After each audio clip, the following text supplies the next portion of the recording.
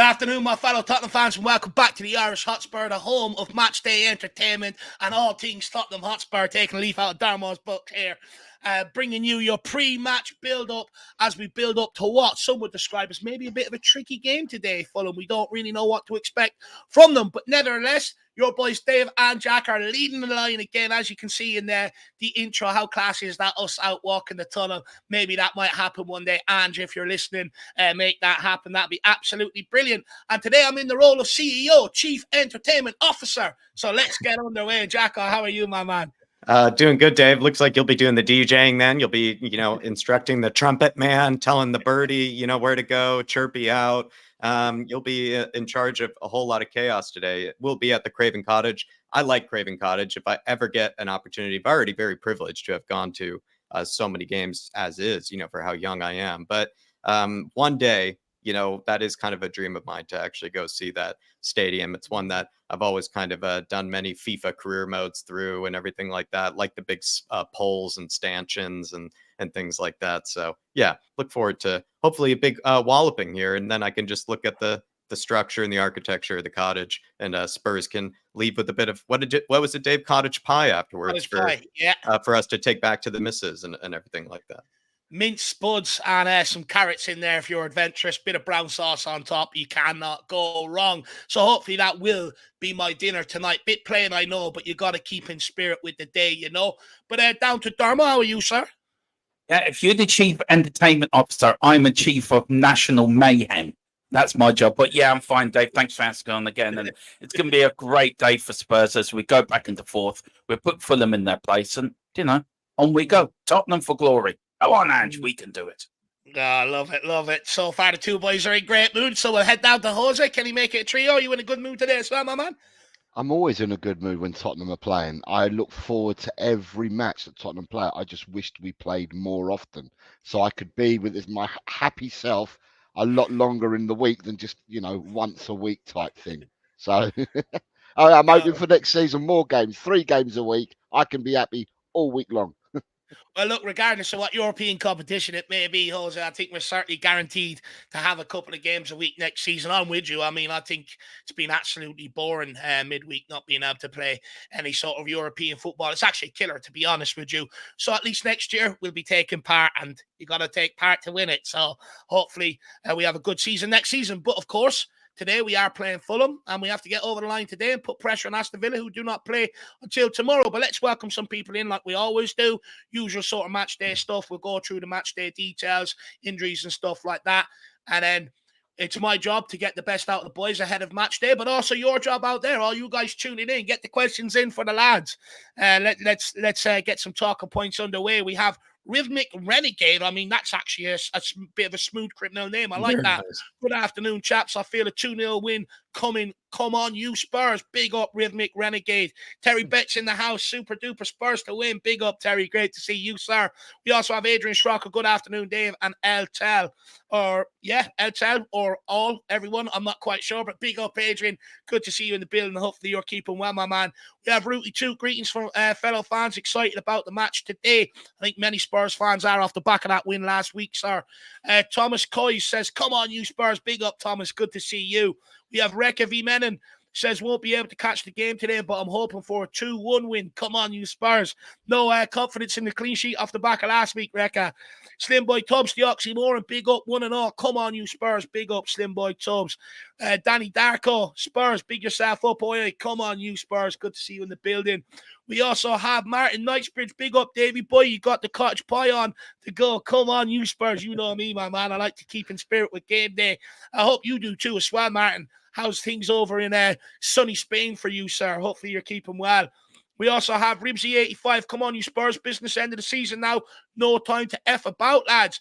None whatsoever, Ribsy. Can't mess about now. Can't afford to drop points. Every point matters right now. Absolutely spot on. Jaden Bates says, come on, you Spurs. Called off work to watch today. Absolutely love that, my man. That's absolute dedication. That's absolutely brilliant, Jaden. Everyone give Jaden a round of applause in the chat for the commitment. That's quality. Now, so let us know what excuse you used there. Many other people might start using it. Iceman says, big up the panel. Everyone in the chat. Hope you all have a great week. The mighty Ange Ball is back. Here is hoping for a dominating A 3-0 win with Sonny, a brace, and a doji. Come on, you Spurs. Wouldn't mind a dancing with a doji today, that's for sure. Big up, Iceman. Good to see you in the house. Mia, member for 17 months. Really appreciate the support and the longevity of it. Mia, Big up, Mia. what can we take from the Villa game into this game? We got to get a win today. Cois, or as Jacob does it. Cois. I think that's how he does it, whatever. But big up, Mia. Really appreciate the support. And by the way, guys, if you don't know, get over there and check out Spurs Between the Lines. But look, we'll pass this one round the panel, and then I'll welcome a few more in after that. Jacko, what is there anything that stands out in your mind for Mia's question here? What we can take in from the Villa game into today? Bar the obvious, which is confidence. Go beyond that. Well, I'd hope to say that certain players that maybe Dave and I have been critical of kind of in the past month or two can carry on a bit of form here, Mia, and carry the rest of this team here. Dave and I would say, you know, we haven't been the biggest protectors or anything like that for Brennan Johnson.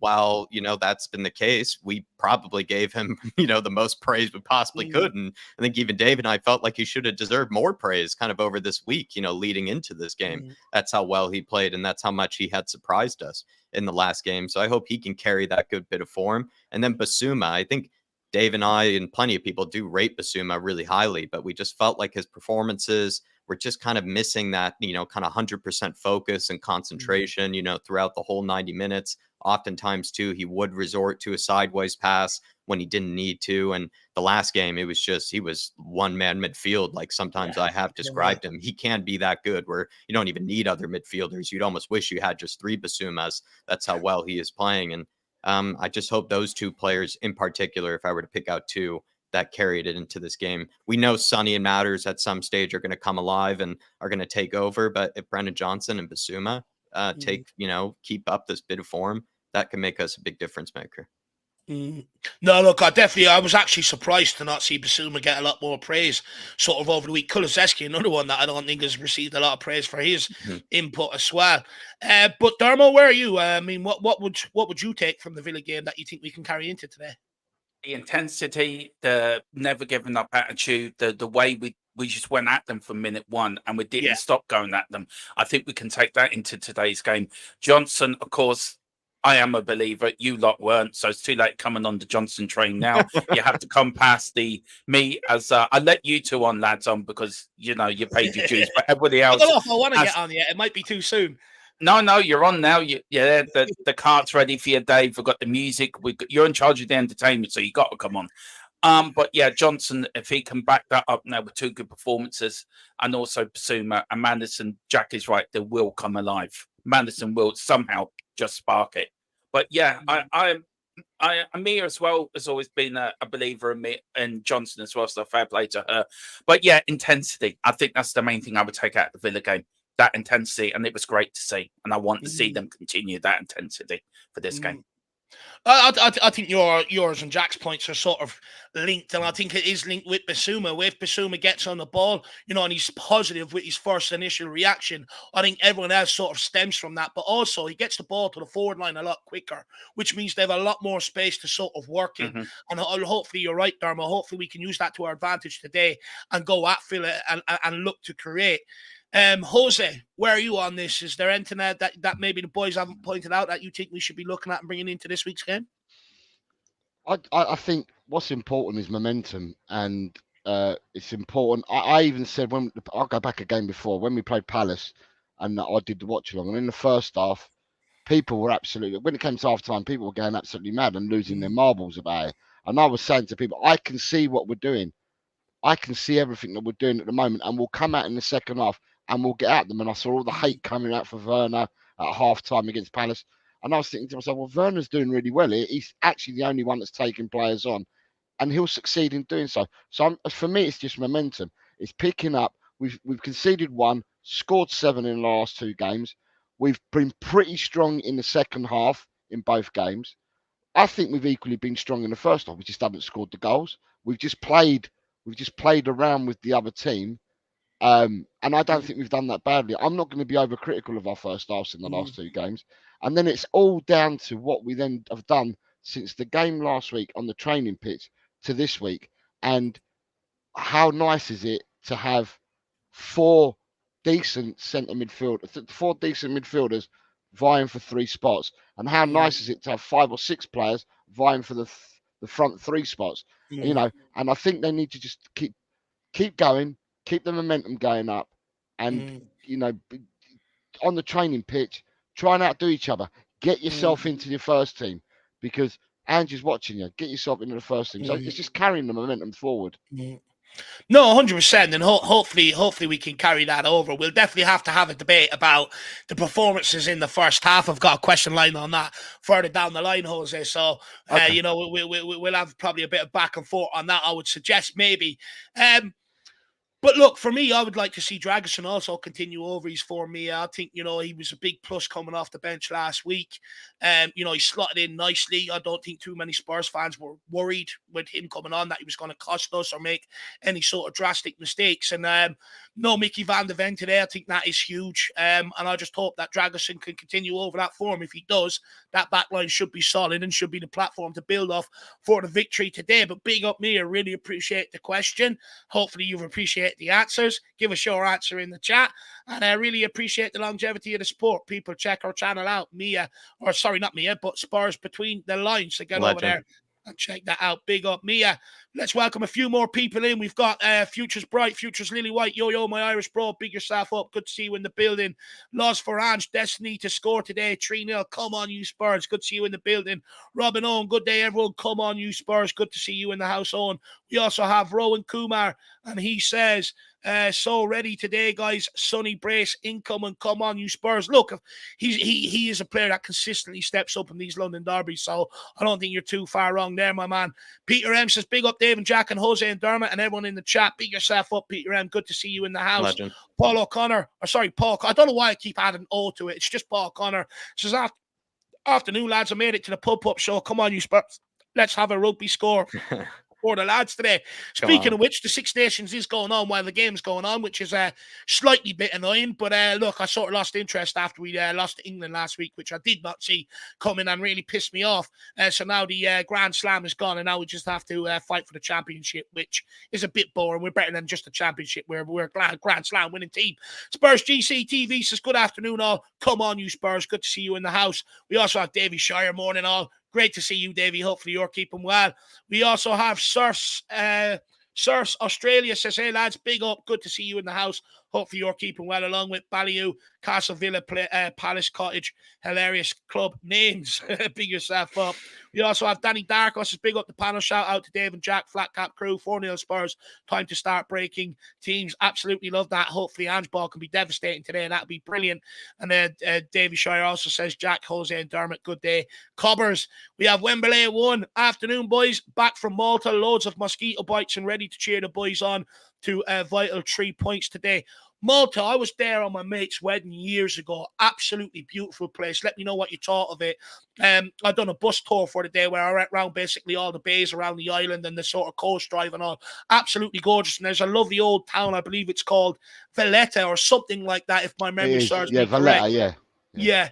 Wembley 1. Let me know if you check that out. It's absolutely gorgeous place. I recommend anyone to go to Malta for a couple of days and check it out. It's a really good spot, Wembley. Let me know how you got on. Cuba 99, good match day, everyone. I feel super confident about the game. The Dragon to mark his full debut with a goal, ? Look, I did say to Jack on the, members' thoughts. I think Jackson, I have a sneaky feeling he might pop up with the one today. Pedro Porro back on the set pieces. He's absolutely devastating with them. I don't think it's beyond the realms of impossibility, but also I wouldn't write off a Rombom either, Kuva. You know, he likes to pop up. But Dragusin with his height, hopefully we can put that right on his head today, Kuva. Big yourself up and good to see you back. We've got Liam. Big up, Dave. 3-2 Spurs. Big up, Liam. Good to see you. We also have still called 10-0 Spurs. He's lost the plot already. What are the Fulham injuries by Philip Moss? Just give me 2 minutes. We'll get on to that, my man. Geoff Totten, good evening. Good to see you, sir. A late game for me, 1:30 a.m. Well, good to see the commitment there. And then we also have Keith Johnson, comedy deluded, but we're going to win the league with 86 points. Mark my words. Come on, you Spurs. Look, I'm sort of one of them. It's not over till it's mathematically impossible, so I'm not going to call you deluded. Definitely not. But I would You're not going to say give him that satisfaction, Dave. Looks like he wants to be called deluded. By the looks he's of things. begging to be called deluded. I'm sure there's plenty of people in the chat that'll jump on that opportunity. So if you do, feel free. Jamie Git says, "Come on, you Spurs. The Fulham players know all about cottaging. We have Miss Naughty in the house as well. Good to see you. Just make sure I'm not missing anyone here now. I've got near down to the bottom. Foggy Foam. Big up, guys, in the chat. 3+ is a must. Want to hear your views on Ange wanting another centre back. Give me a minute. Do you know what? I'll bring that in when we're talking about Dragusin and that Foggy Foam. We'll bring that up. Does anyone also know the question that was posed to him? It was very hard to hear about, what did he call them? The journalists sort of mentioned their reference plastic fans and stuff like that, but I couldn't quite catch the question. So if anyone does know what that is, Dermo? Yeah, it was about the increase in tickets, and he was using the reference about plastic. I did put something in our WhatsApp group about it. I was very offended by that. I mean, just because Jack lives in America, me live over here in Ireland, even Jose, who lives in England, we can't get to every game. Doesn't mean we're plastic. We're still passionate about our club. And I think that was I felt I think Ange gave a proper answer to a question that was really out of order and really offensive to a lot of fans that can't go to every game. It's not like 20 years ago where you could go to it, or 30 years ago where it was cheaper. It's very expensive to go out now in the day. You spend at least €200. And to call us plastic fans, I think, is out of order and really offensive. Look, I'm not offended by it. I mean, it is what it is, but at the end of the day, look, I think it'd be hard to argue like that. Some of us are as passionate as other people that are born from the area, like Anne Shez and stuff like that. But look, we'll have a conversation about that during the week. I'm not going to get bogged down into that off the back of a 4-0 win against Aston Villa. I don't want to bring the mood down. We also have a Redback Spider. Looking forward to see how far Spurs can go this year. Next year, look out the amount of egg white from the Ange Doubter's face will make an omelette that could feed Greater London. Love that. Big up, Nick, as well. Great to see you, Nico. Then we also have Bob Bean Counter and Felix. Good to see you, sir. Nitro 8 DJ. I went to the Spurs Supporters Club in Malta. Didn't even know they had one, to be honest. And Dave H. Big up, Dave, and the panel on the chat 2-0. Great to see all you guys in. So that's everybody welcome in. We are going to crack into it now. Start talking a bit more about the game and stuff like that. Guys, the way you guys can sort of participate, get your questions in the chat. I'll try and filter in as many as I can throughout the show. Obviously, super chats and that take preference as people's hard-earned money. So feel free if you want to do that. If you want to make sure it gets in there 100% over others, if it gets a bit wet and wild in here. But also, if you could smash the like button as we go along, or even the dislike if you don't like it, I suppose it helps us be better in that regard. And then I want to welcome in this guy, so I haven't seen him in ages. Neville, how are you keeping, sir? Agreed. Loved Dan's response. I came for one game and jammed my son and myself. I remember that. Was it Arsenal last year? I think you went to, if I remember correctly. It cost us a fortune spending. Look, I understand the cost that's involved to go, and I'm only flying from Ireland. I can only imagine what it's like for the likes of yourself, Neville, the likes of Jack, Nick, when they do fly over, people from Canada, Australia, stuff like that. I do think a bit more respect should be put on the names, but look, like I said, I ain't gonna get bogged down in that today. And then Nate Pye is 4:30 a.m. kickoff in Sydney. Well, good to see you, Nate. Hopefully you can stay awake from that for the whole game, my man. It's a late one for you, sir. Now into about the game today. Of course, the game is at Craven Cottage, one of the oldest stadiums in world football. Kickoff is at 5:30 p.m. Referee is Rob Jones. Bit of an Arsenal bias on this guy. Hopefully that doesn't come to the fore today. In the VAR room, it's David Coots. Hopefully he's just doesn't want to get involved or doesn't bottle any big decisions. Hopefully he just gets it right today. And if you want to watch the game in the UK, it's on Sky Sports. In the USA, it's on NBCSN. In Australia, it's on Up the Sports. And in Canada, it's on Fubo TV. And then the injury news. Of course, Van de Ven out with his hamstring today, not expected to be out for long, expected to be back over the international break. Richarlison facing a late fitness test, from what I understand. If he got through training okay yesterday, he'd be available for today. So let's wait and see whether he's selected on the bench or not. Fraser Forrester out with the fracture in his foot. Solomon out with his knee. And then Session out with the hamstring for Fulham. Jimenez did have a bit of a hamstring problem, but again, it's a 50-50 touch and go whether he's going to make the squad today or not. And lucky Fulham, that's really all the problems they have in that regard. So that's everything that you guys need to know in that regard. So let's crack on. We'll bring you in on this one, Jose. Off the back of last week's 4-0 spanking of the Villains, can Spurs fans start to dream of Champions League football this year? Yeah, because I've always said and always maintain, don't worry about what everyone else does around you or below you or above you. Just worry about yourself. So Tottenham just need to worry about ourselves. We need to get what we're practicing on the training pitch and what we're being coached. We need to get that across into matches more often, and build up momentum and have our identity so we know how we're playing going forward. And whatever will be, but it's all within our gift. It's all up to us what we want to do.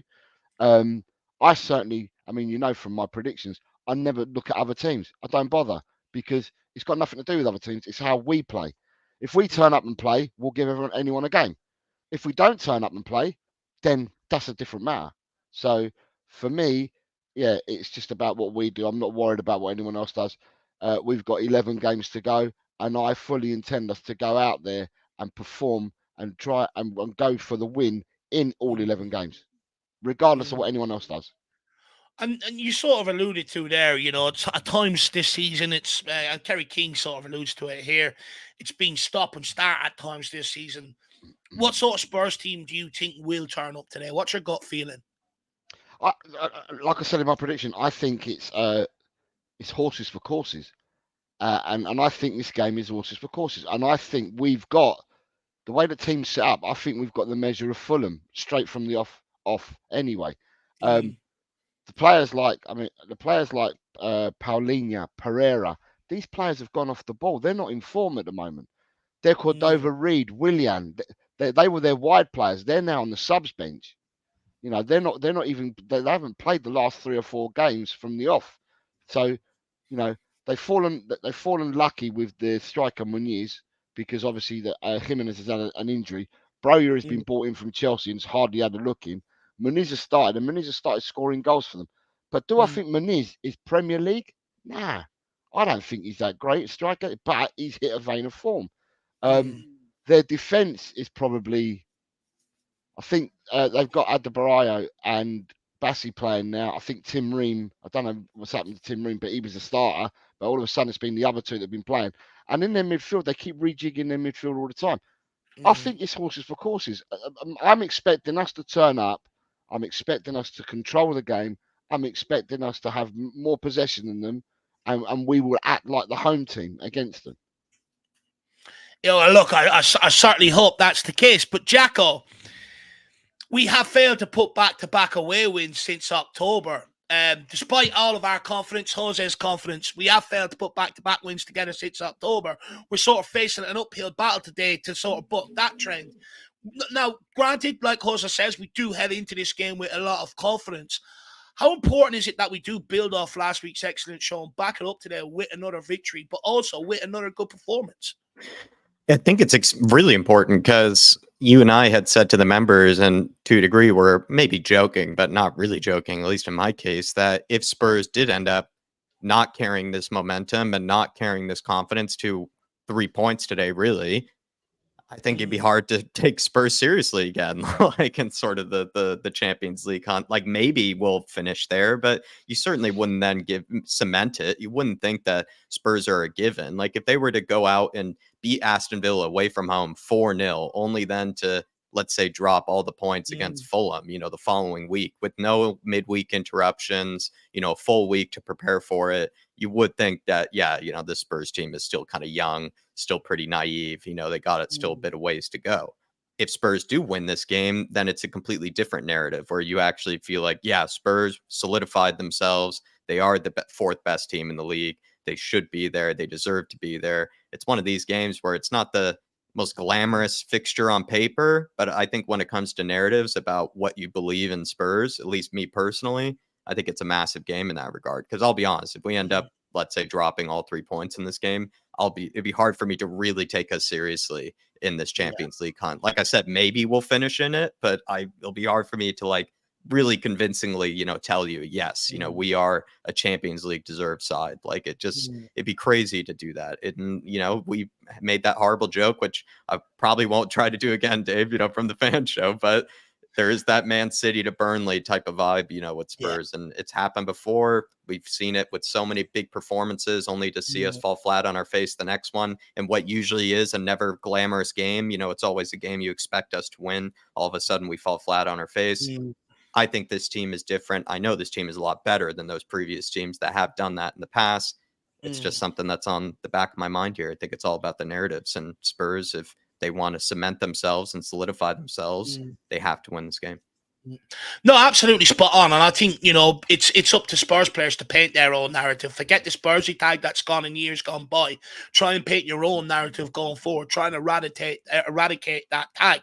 So, Jack, you sort of allude to it today. Is today more about mentality than in terms of the squad? Will it give us a good indicator, whether that mentality has maybe improved from the sort of up and down period that we faced compared to now, and that Ange maybe starting to change it? Do you think today will be a good indicator in that regard? I hope the mentality has changed because we have the majority of our players back. A lot of these guys that have been coming back have had more and more time to settle in, get back to the flow of things. The only big difference, right, is someone like Mickey van de Ven, is out, but you then have a very hungry player in Dragusin who's going to come in and probably try to perform, the best he possibly can. He's desperate to, have the best game he can with this few chances that he will get this season. It just feels like Spurs have to just be a different team. They have to show a bit more convincing, kind of play. They have to be more confident. And you'd think that 4-0 result, I thought they played well for a whole 90 minutes. I understand, yes, we didn't go 1-0 up at halftime or anything like that. But for the most part, that was a very professional performance in the last game. We dominated Villa. And I hope that we can replicate that in some shape or form in the next fixture. Because if we don't, or this one, if we don't, like I said, it's just, you question Spurs mentality, Dave. You would, like, to your question, you really would start to feel like, it's a bit random with them. They will show up in some games, maybe others they'll, surprise you and fall flat on their face. I just hope that's not the case. And they show to be a serious team this season, because in order to really finish fourth, it's the Premier League. You have to be a serious team. You have to be a team that most of the time you can expect them to pick up 3 points. And if we don't here, then it'd be hard for us to label ourselves as that. No, I actually 100% agree with that. And I think it's also important to sort of, write what narrative you want heading into next season. Do you want teams to take you seriously? Do you not? A good, strong end to the campaign will put you in what can Tottenham do this season, sort of talk next season. So let's wait and see on that regard. But today will be a good test of mentality, and it'd be awesome if we could back it up with another 4-0. Rooty Tooty says, did you see that Dyer got a standing ovation at Bayern? Must have had their beer goggles on. And that should be an absolute advertisement on why you should not be allowed to drink during the game. Just post that right there, Rooty, too. Pure advertisement. Is that your new rule as the chief entertainment officer, Dave? You take away beer from the venue? Well, especially when it's average, players. We should have look at the amount of love that Dyer got at Tottenham. We should have had them bars closed as well. Absolutely ridiculous, that guy getting the love that he got. So yeah, I would have closed them, Jack. But I would have had other entertainment, so they didn't need the beer. I would have had better players on the pitch, Jack. Would have better players on the pitch, so I would have. But Dermo, coming into last week's game, many fans wanted to see that statement performance. They were waiting for that breakout performance. We got it last week. Are you expecting another one today to sort of back it up? Yeah, I'm hoping to see another one today. Is it hard to replicate what we done last week? Because we were really good. It's not, because you should have the intensity and the momentum there, which has been said. But this is Fulham. It's a different game. Fulham are not in Europe. So then, as somebody said in the chat, they're not going to be tied, where Villa were, because Villa played in Europe. Look, I want to see the same intensity. Ange will want to see the same intensity and the same performance as against Villa. It's down to the players to prove they can do that. And I think they can. I think they've got the bit between their teeth now that they will put that performance in to prove it wasn't just because it was Villa. But yeah, I hope to. But it's down to the players. If they want to do it, they'll do it. If they don't, then we'll get a performance like we did against Palace. And I don't also agree with this first half bad performance last week. I thought it was a very good performance the first half. We just have difficulty in breaking teams down. That's our biggest obstacle. And I think I don't know if you've noticed, but when we get round the box, we seem to start passing it around each other. Why not just shoot? If you're on target, have a crack. It's either going to go in or go wide or go out for a corner. But yeah, I want to see the same intensity as last Villa, and I think we will. I think the players now will want to make a statement. Top 4 is ours, or top 5 now, which could be Champions League, is ours. Just quickly, Jordan, Keith has given you the answer in the chat there, my man. Big yourself up. Also, big up, Rob. Good to see you in the building.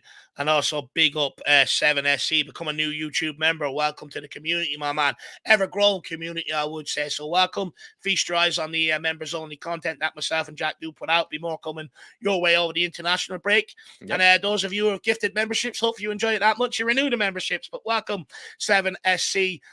Big yourself up, sir, and really appreciate support. And I haven't forgot you're from Clare, Ennis, if I remember correctly. Big yourself up, 7SC. I do have a good brain in that sort of regard, so hopefully I'm right. I'll be raging if I'm wrong on that one.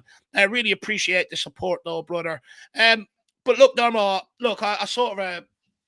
I am going to have a debate with people over the first half in games. We'll wait till we get there. You guys are trying to draw me out on it nice and early. It ain't going to happen. It's going to happen on my watch. I'm the CEO today. But look, I think last week's performance for me was the best performance I've seen of the season in terms of from 1 minute to 90 minutes in terms of actually trying to break teams down, how much we actually really sort of control the possession and stuff like that. It is going to be hard to replicate it today. Fulham aren't going to play the high line that Aston Villa played and stuff like that at times, so it's going to be a bit more difficult. But hopefully the confidence is absolutely oozing through these players' veins. You know, Basuma last week, absolutely brilliant. You'd like to think Fulham would probably drop off a bit more than what Villa did, give him a bit more time. What I don't want to see from Basuma is resort back to what he's usually done. Last week, we had a lot of players at very high levels, and hopefully that's replicated this week. That'll be absolutely brilliant in terms of that. But look, looking at Andrew's system, you know, looking at the performance last week and, you know, some of the struggles of players this season and stuff like that. Jack put in a great question here in the build-up. What position in Postecoglou's system is the hardest to play and execute in terms of the instructions that Ange gives them?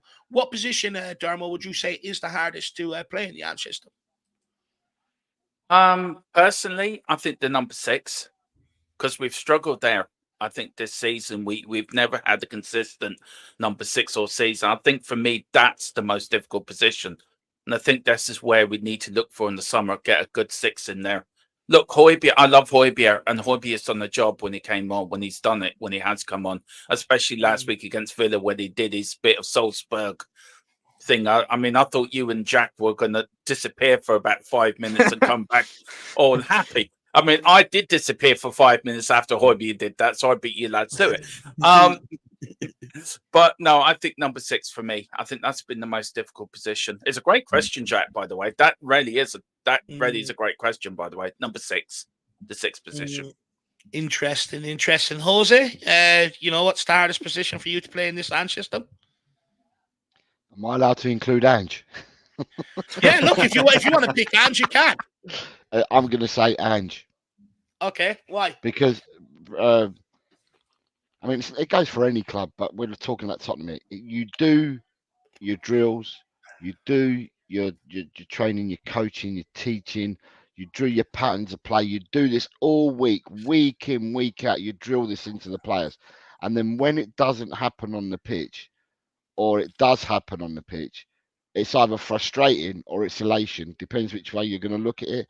And I think the hardest job is for Ange, because I think also as well, Ange is Ange. Ange sees football through his own eyes, and the amount of as a fan base, some of us turn around and say, I'm not one of them, but some of us turn around and say, he hasn't got a plan A, he ain't got a plan B, he ain't got a plan C, he doesn't know what he's doing, blah blah blah. So for me, the hardest position at the moment for me is Ange. You can't win and you can't lose. It's just the hardest position for him. But in all honesty, I'm saying that, but I don't think Ange gives 2 wasps in a whirlwind what people think. I think Ange is just going to do what Ange wants to do. End of story. Mm. And I'm loving it. Mm. No, so am I. So am I. The minute he starts sort of giving a bit of leeway on stuff like that, everyone starts taking the piss in the dressing room, think they run the roost and everything else like that. And look, I do agree. I think sometimes no matter what Ange does, he gets called out. On the opposite end of what he does, it is being a Tottenham manager is sort of impossible. But look, Jacko. I see Ribsy maybe suggesting goalkeeper. He says sometimes is the hardest position to play in Ange's system. I mean, for you, you put the question in, so I hope you have an answer in mind there, Jacko. Dermot's is probably a good one to go with number 6. And just like to back it up, like when Spurs have played their best this season, it has felt like the number 6 has played well. Whether it's been Basuma having a terrific game, then Spurs all of a sudden, are ticking and really look good, and everything just seems to be clicking together. Whether it's Højbjerg coming on in the second half, and then all of a sudden, the team starts to click together and everything seems to flow a bit better. Bentancur has had some, decent moments, right? When he initially came back from his first injury and so on. It felt like this team has clicked the best when the number 6 has played, probably, at least, the best they can. I lean maybe more towards what position maybe asks the most, of you, what position, asks you to kind of do everything. And you'd probably then lean more on kind of the center backs, the fullbacks, and then kind of the goalkeeper as well. The goalkeeper needs to be complete. Like the goalkeeper needs to be able to be a sweeper keeper, needs to be able to make kind of honestly crack saves on a ridiculous basis. Like, where like he's just pulling saves that are just keeping us in games, every single weekend. Like really, like we're not asking Vicario to pull off like a world-class save every now and again. It feels like we're asking him to pull off a world-class save almost nearly every game. And also as well, he has to be really good with his feet. He has to basically be the best with his feet, the way that we try to play. You think of some of the passes that he tries to, kind of thread to Basuma so that we can give it to the middle and then spread it out wide, draw them in. He's been very good so far. I can't even think of that many mistakes, if not any, really, from Vicario for the most part in possession so far this season. And you look at other goalkeepers who have howlers. I think Ederson, who I think gets praised way too often at Man City. I can think of a few howlers he's had this season. Allison's had a couple. There have been some other top keepers who get a lot of praise who I'd say have actually had more big, high-profile mistakes than even Vicario. But then you look at the fullbacks. I'm going to shut up soon, but the fullbacks too have to have a lot of, responsibility. They have to track back. They can't just, be only, involved in the creative play like somebody like Xabi Alonso. His wing backs just don't even really track back that often. They're kind of just involved in the attacking play. Whereas Ange is like they really need to get back and help out defensively and also contribute going forward. I'd say it's probably everybody in that back line, including the goalkeeper. Take your pick. They're all very hard positions, and they all require you to basically be a Rolls Royce, kind of player, really, for the most part.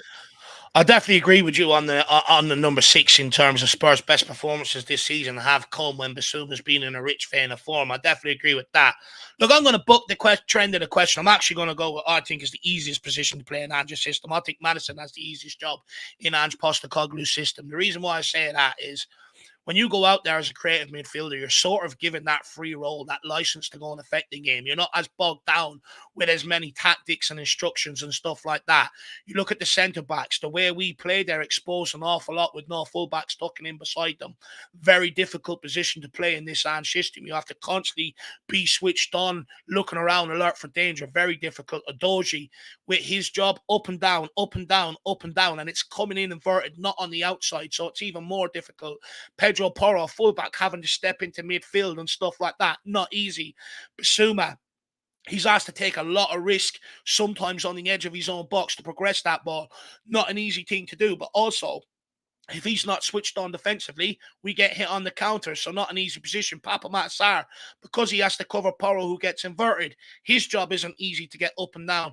And then you've got the wingers and the strikers who, out of possession, they have to chase a lot. They have to run a lot. And, that has to come within yourself. It's not an easy thing to do, to fully commit to it every single time, knowing that you might only turn it over once or twice, but you have to commit to it for that turnovers once or twice. So on that basis, I actually think Maddison has the the probably easiest job in this Spurs system, because his only real job is actually the sort of creativity of things. I know he does help out in terms of the press and some midfield work at times, but I think he's got the easiest position in this Spurs lineup. Anyone want to disagree with me there, or anyone agree? I'd actually say the wingers too, for the most part, like have a pretty easy task. Like all they need to do really is just hug the touch line and then just take on their man and whip in balls into the box, or just really, just specialize in one-on-one play. And for the most part, like what are you doing as a winger? Usually you think what your strengths are is specializing in taking on your fullback and just time and time again and giving him, a nightmare of a day. But these fullbacks, I'd say, these wingers, they get far more service than most wingers in most teams. Like most teams, you only get so many touches on the ball and so many opportunities to make something happen, where I'd say our wingers, they get plenty of service to make something happen. And I'd say certain games take it for granted. If only they could all cross like Papa Matasar, eh? That'd be absolutely brilliant. Great question, though, Jacko. People have been getting their answers in and stuff like that, so big yourselves up. Carl Simpson, member for 15 months. I just have a feeling we are going to have a really strong end of the season, and we will all be celebrating by the end of the season. Come on, you Spurs. Look, I have a feeling we're going to catch Arsenal. I'm not going to go through the reasons why. Again, if anyone wants to hear them, check out previous episodes where we've talked about and stuff like that. But I think we have a real good chance of catching Arsenal still. Unfortunately, not what I wanted, but I think the celebrations have to be put on hold until next season, Carl. But look, it gives you a whole year with the beer in the fridge, right? It'd be nice and ice cold by the time you pull it out at the end of next season. Good to see you in, Carl. I really appreciate the longevity of the membership as well, my man. Big yourself up, and hopefully you and the family are keeping well, sir. We also have Bob Bean Counter, member for 11 months. Sit back, relax, and enjoy Spurs today. Fulham have only mustered one draw against us in the league since 2013. They have no chance against us. Come on, you Spurs. Look, I think there's many probably out there thinking like you, Funny enough, I was actually cocky all week, and I woke up this morning a little bit nervous. I'm not going to lie, I don't know why. But sometimes my gut feelings tend to be correct, and I don't want it to be correct this time around. And the reason why is there's always that possibility. They turned us over earlier on in the season in the Cup. Yes, we can sit here now and say, oh, but they were backup players and everything as well. Many fans weren't calling them backup players at that stage or over the summer and stuff like that. So, they are capable of turning us over. We don't know what Fulham team are going to turn up. They turn up and bet Man United, but then there's also lost two crap teams. But I'd argue a lot of the games this season that we have dropped points in are games that we've expected to win. We've actually done well against the big dogs, and that's probably why I feel a little bit nervous today. The fact that we haven't put back-to-back wins away from home since October as well. Everything's stacked up against us. But saying that, I do think we'll probably come out 3-0 winners. But, you've got to be... what's it called? Balance. I think that's the word everyone likes to use, balance or whatever on that one, Bob Bean Counter. But really appreciate the longevity of the support as well, my man. Jack, anything you want to say to Bob Bean Counter? It's like I've took your role today. It's like your nervousness yesterday has rubbed off on me, Jack. Maybe. How did that happen? You could say, like, you have to sort of give some sort of belief to, like, these,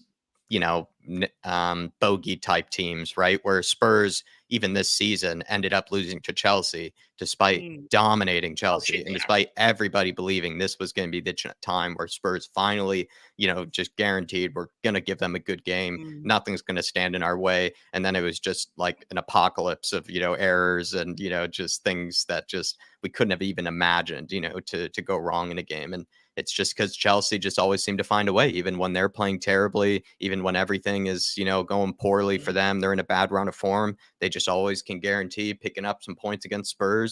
And maybe it's something similar with Tottenham against Fulham. Honestly, I don't even give much thought to Fulham. And that's probably why, because we really just, I guess, end up picking up 3 points most of the time or end up getting through. Even if we don't make it that convincing, there's plenty of times where I can feel like we've beaten them and it wasn't the most memorable of games, but we just beat them anyways. And I think they're a team that we just get over the line with, I guess, historically. Yeah, well, look, hopefully we do, Bob Bean Counter. Hopefully you're more correct today, my man. I'd absolutely love that. Big up, Felix, and good to see you in the chat, my man. We also have Michael, Road Up at the Shore. Row da boat ashore. Okay, Yeah, row the right. boat ashore. rowed a boat ashore. Get it? I get it. Nice one, Michael. Michael did row his boat ashore. We've got a good team now. 3 or 4 more would be to be a great team. Look, I definitely agree with that. I think Foggy Form sort of alluded to it. Ange maybe suggested we might want more centre backs. Does that suggest maybe he doesn't see Van de Ven as a centre back, might move him out to left back? You know, does he see Porro as a right back going forward? How good he is on the ball? Does he move him to right wing? That means then, you know, someone probably Romero, you could argue, could probably play that inverted role, where it drags him into midfield with his passing ability and his tenacity and stuff like that. So there's options going in towards next season with Andrew. It'd be interesting to see what he does. Calling for more centre backs. Look, Van de Ven, he's going to pick up a couple of sort of hamstring injuries every couple of seasons, I think, or twinges and stuff like that. Romero, we all know he's going to miss a few games every single season. Dragusin looks good. But if you're challenging all 4 fronts, ideally you want 5 good centre-backs at the club and a couple of youngsters knocking around. I think personally we might get one more centre-back and then Phillips will be sort of brought in to be that guy in behind them and stuff like that, Michael. Left back, we definitely need another left back to Destiny Udogie. Ben Davies is so far off what Destiny Udogie offers, and stuff like that has been our Achilles heels in years gone by when we've carried injuries and stuff like that. So definitely need another one in there. Probably another centre midfielder, and then I'm going to get onto it in a little while, but do we need a playmaker, a winger, or a striker? That topic will be coming up on that one, Michael, but I definitely agree with you about another 3, 4, maybe 5 if I'm being greedy to sort of really fill it out and push us on going forward. Big up, Michael. Really appreciate the support, my man. We also have DJ Samuel Jacko with the super sticker. Is he spinning off his chair today? What's he doing? Wearing Crocs? He's gone for a big hype is what he's gone for. Ooh. And it's still the hippo, Dave, this time. And he's a hyped up hippo, Mr. DJ is this Saturday. Big up to you, sir. Our man out in North London. Hopefully he's keeping well. Hopefully he's having a good start to the weekend. And as well, you know, not as much Premier League action. It's mostly an FA Cup weekend, but the best of the Premier League teams get to play this weekend, DJ. Spurs are on today. Late night kickoff as well, which maybe you might get to enjoy, get to, you know, be a little more well-oiled, like Dave likes to say, you know, ahead of the games, you know, than we usually do with some of the earlier kickoffs. So big up to you, DJ. Hopefully you're having a good one. Sorry, Dave, I have like the stream on my computer, but you know, I'm trying to pull it up on my phone so I can show everybody. But yeah, it's like a hippo hype. It's a hippo hype. Big up, man. Hopefully we get the spinning chair one later on when we're about 2-0 up, DJ. You know, I do miss that one. That's a classic. And I just imagine DJ sitting at home spinning himself off the chair when we've scored a goal. Absolutely love that. Big up, DJ. And really do appreciate the support, brother. Also, you know, throw me a sneaky text. Let me know what bet you've got on for today's game. Martin Nicebridge, for the last 30 years, the hardest position is a fan.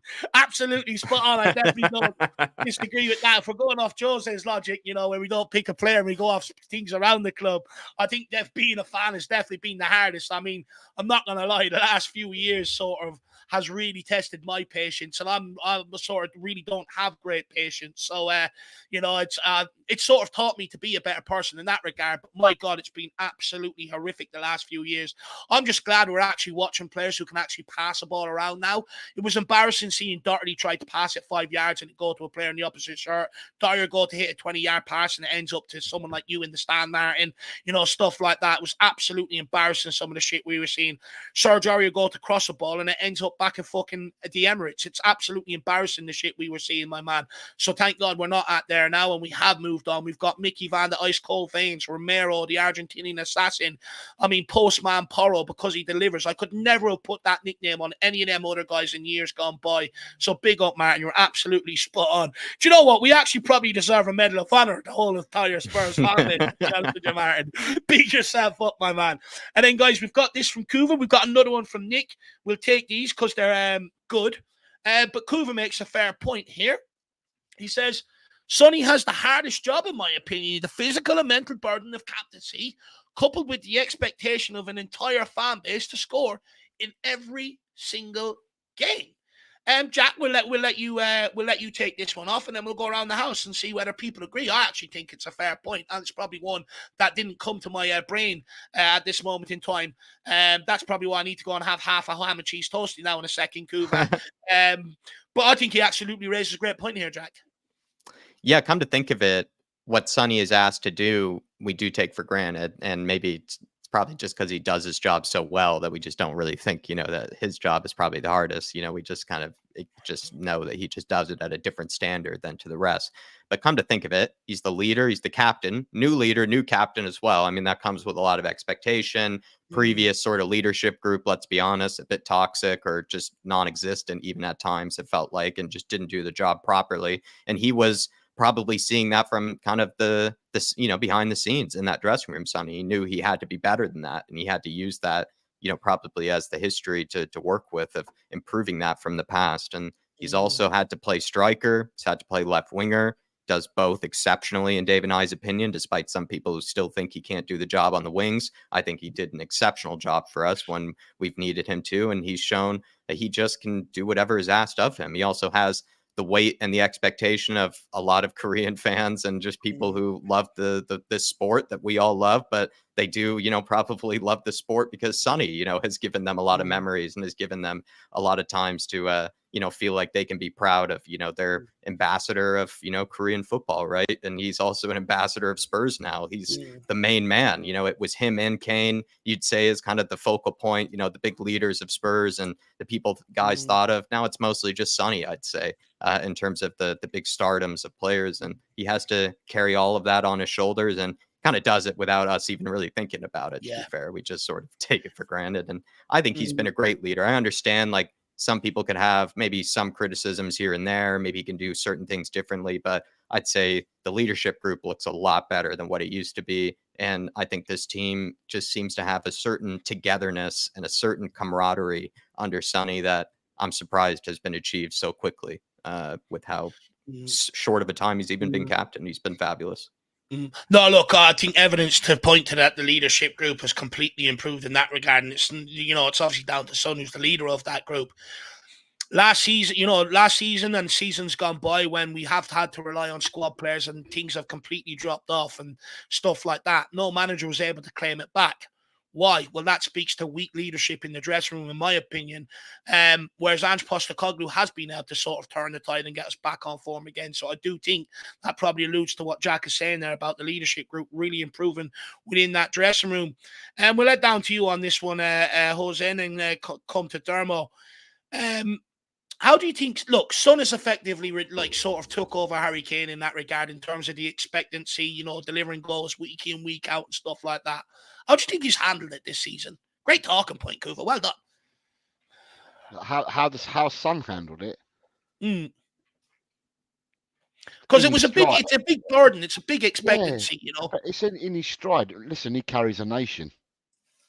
If you're looking at it that way, he carries a nation. He's done this before. He carries South Korea. South Korea is in the palm of his hands. Every time South Korea have got any match, friendly or a meaningful match, he carries the weight of a whole nation. So he's done this for what, maybe 10 years for South Korea, or there or thereabouts. So to him, I think he's actually embraced that he's been given the opportunity to captain Tottenham. He's captained his country. He wasn't a vice captain, but he's been in the background, an important cog, don't get me wrong, but he's been in the background at Tottenham. And now that Kane's gone and the leadership group, the old one, was dismantled, and he's now been given the mantle, I think he's actually enjoying it. He's thriving with it. I think it's something he possibly wanted, and maybe earlier than what he got it. I think he wanted to be involved in that leadership group, so to me, he's taking it in stride. Yeah, it is a hard job, but it's no harder of what he's been doing for the last 10 years or so for South Korea. Because as I said, he's carried a nation in the palm of his hands. And in my sort of view on it as well, I think he's embraced captaincy. Sonny has. He's a leader of example.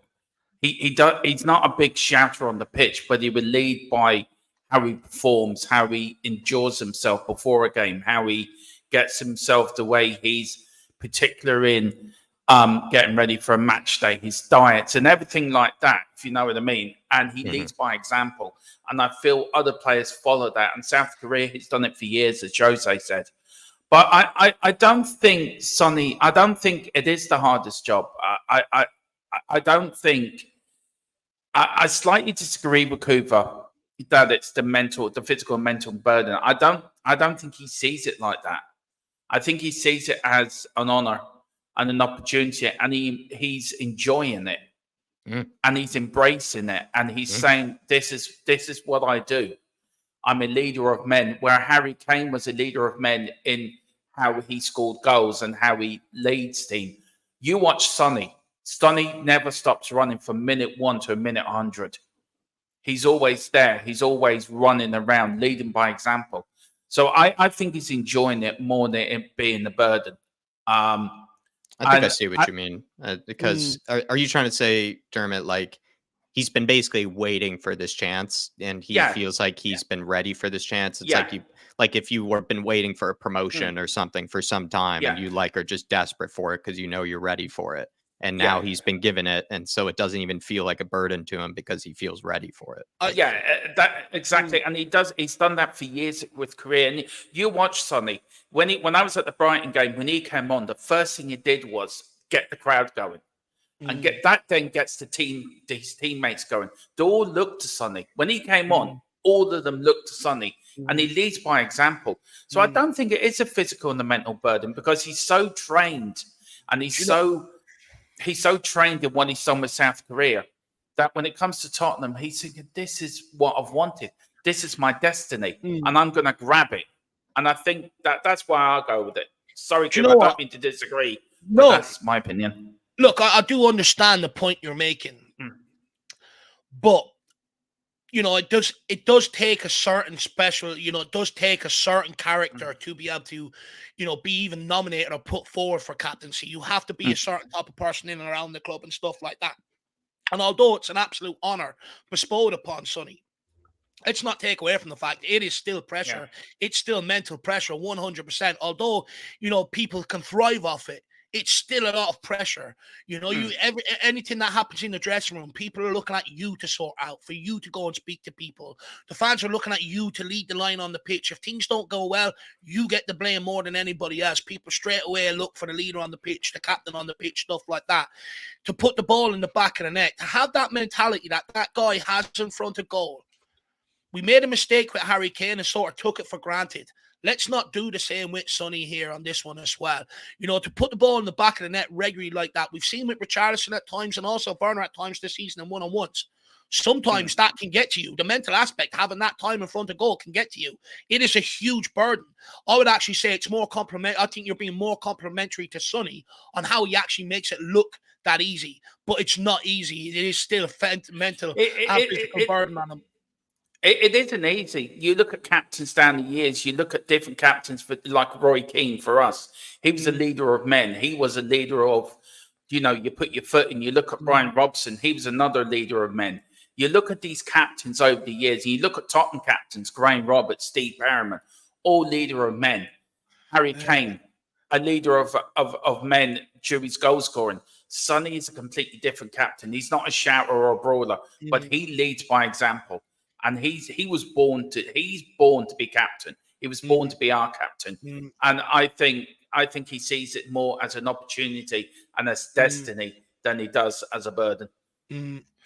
Yeah, no, look, fair enough.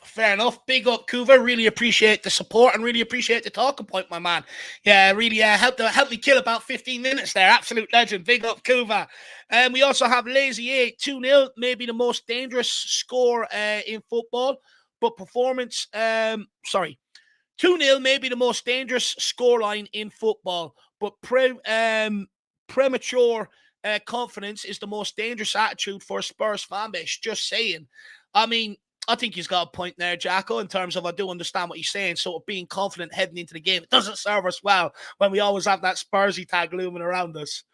Yeah, has the recipe for success for us, Nick, this season been when we have no expectations and we just go to it like, well, we'll see how this goes, and we'll all be, maybe still holding hands, and being together at the end of it, like going into a scary roller coaster or something like that, type of games, and we somehow have come out of them, right, being the victors. And you feel like when we actually do have some sort of expectancy or some sort of expectation going into a game, then all of a sudden, Spurs don't meet those. And yeah, historically, I'd say that's probably true and been the case. I've been happily delighted in plenty of cases when I've gone into a Spurs game, just sort of expecting to be closing my eyes after 20 minutes, really. And all of a sudden, we're the team that's, on top of being the underdog and surprising everybody. So I see that, but I just want to give them the benefit of the doubt here, Nick. And let's just hope they meet the expectations today. But it's a well and good sort of thing to bring up here. It's sadly true. It's sadly true. Well, Nick, I'd also say, don't come to the North London Derby with any expectations, and then hopefully we can be celebrating no 2-0 predictions. Yeah, he's got me in that sort of jinx territory. Don't say stuff and expect it to happen, But Nick, I really am looking forward to seeing you at the North London Derby, my man. Big yourself up. I really appreciate the support. And I think, he's got a point there. But you know what I mean, Nick, I'm still going to be brash and as confident as ever going into every single game. I like to wear the club on my the club crest on my sleeve, my man, my heart on my sleeve, as they say. Big yourself up. Really appreciate the support, Nico. Where do I want to go with this one next?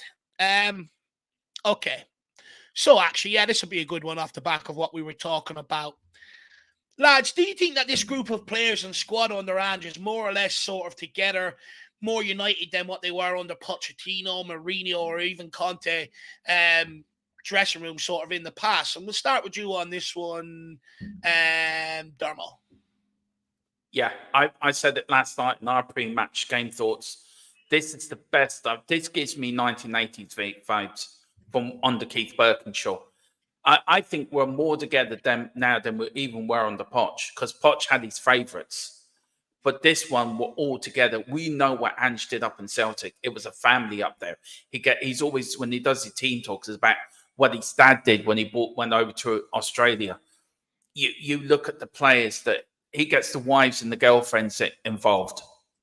He gets the parents involved. He gets everyone involved. Everyone has a job to do.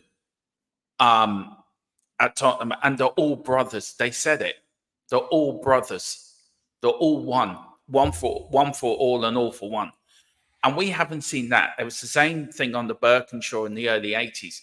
They were all together. This is why we were successful. On the Poch, it wasn't. Yeah, we had unity, but it isn't the same. This is different. And I feel Ange has got more togetherness and more unity out of this squad than Jose, Conte, even Nuno, even Poch did. And as I said, it brings me back to the early 80s where they were all together, they were all fighting for one another. And for me, it's the best it's been there. And it's great to see. It is great to see. And I'm absolutely over the moon. We all know what Ange can do. And Ange is doing what Ange does best. And he's right to use family. He's right to use what his family went through. And we've seen the videos of him with the Australian team. How can you not help be pumped up going out for a game with that man in charge? I follow Ange to the ends of the earth. If he said to me, Dermotron, I'm going to hell, I'll follow Ange. And I'm a fan. But God knows how the players are feeling. I think it's great. And this is the best unity I've seen in years. Look, for me, I think what's different about this time is, I think under Pochettino, he sort of worked with what he had. He did clear out a lot of the older guys, bring through a lot of the younger guys and stuff like that, who more or less done what he said and stuff like that. But I think what's different this time around is Postecoglou, and he sort of said it I think it was in the embargoed section last night. He looks for good characters, people that want to be at their best every day, not people that he has to push to be at his best every day. And I think that's the biggest difference between this squad and maybe Pochettino's squad.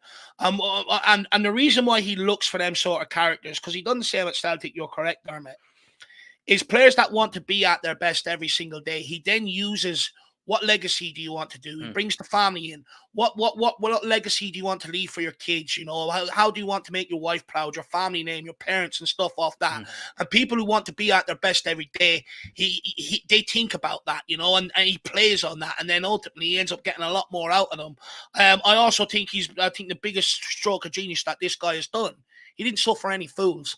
He got rid of a lot of the guys that have been great pretenders in years gone by, the likes of Dyer and Sanchez and people like that.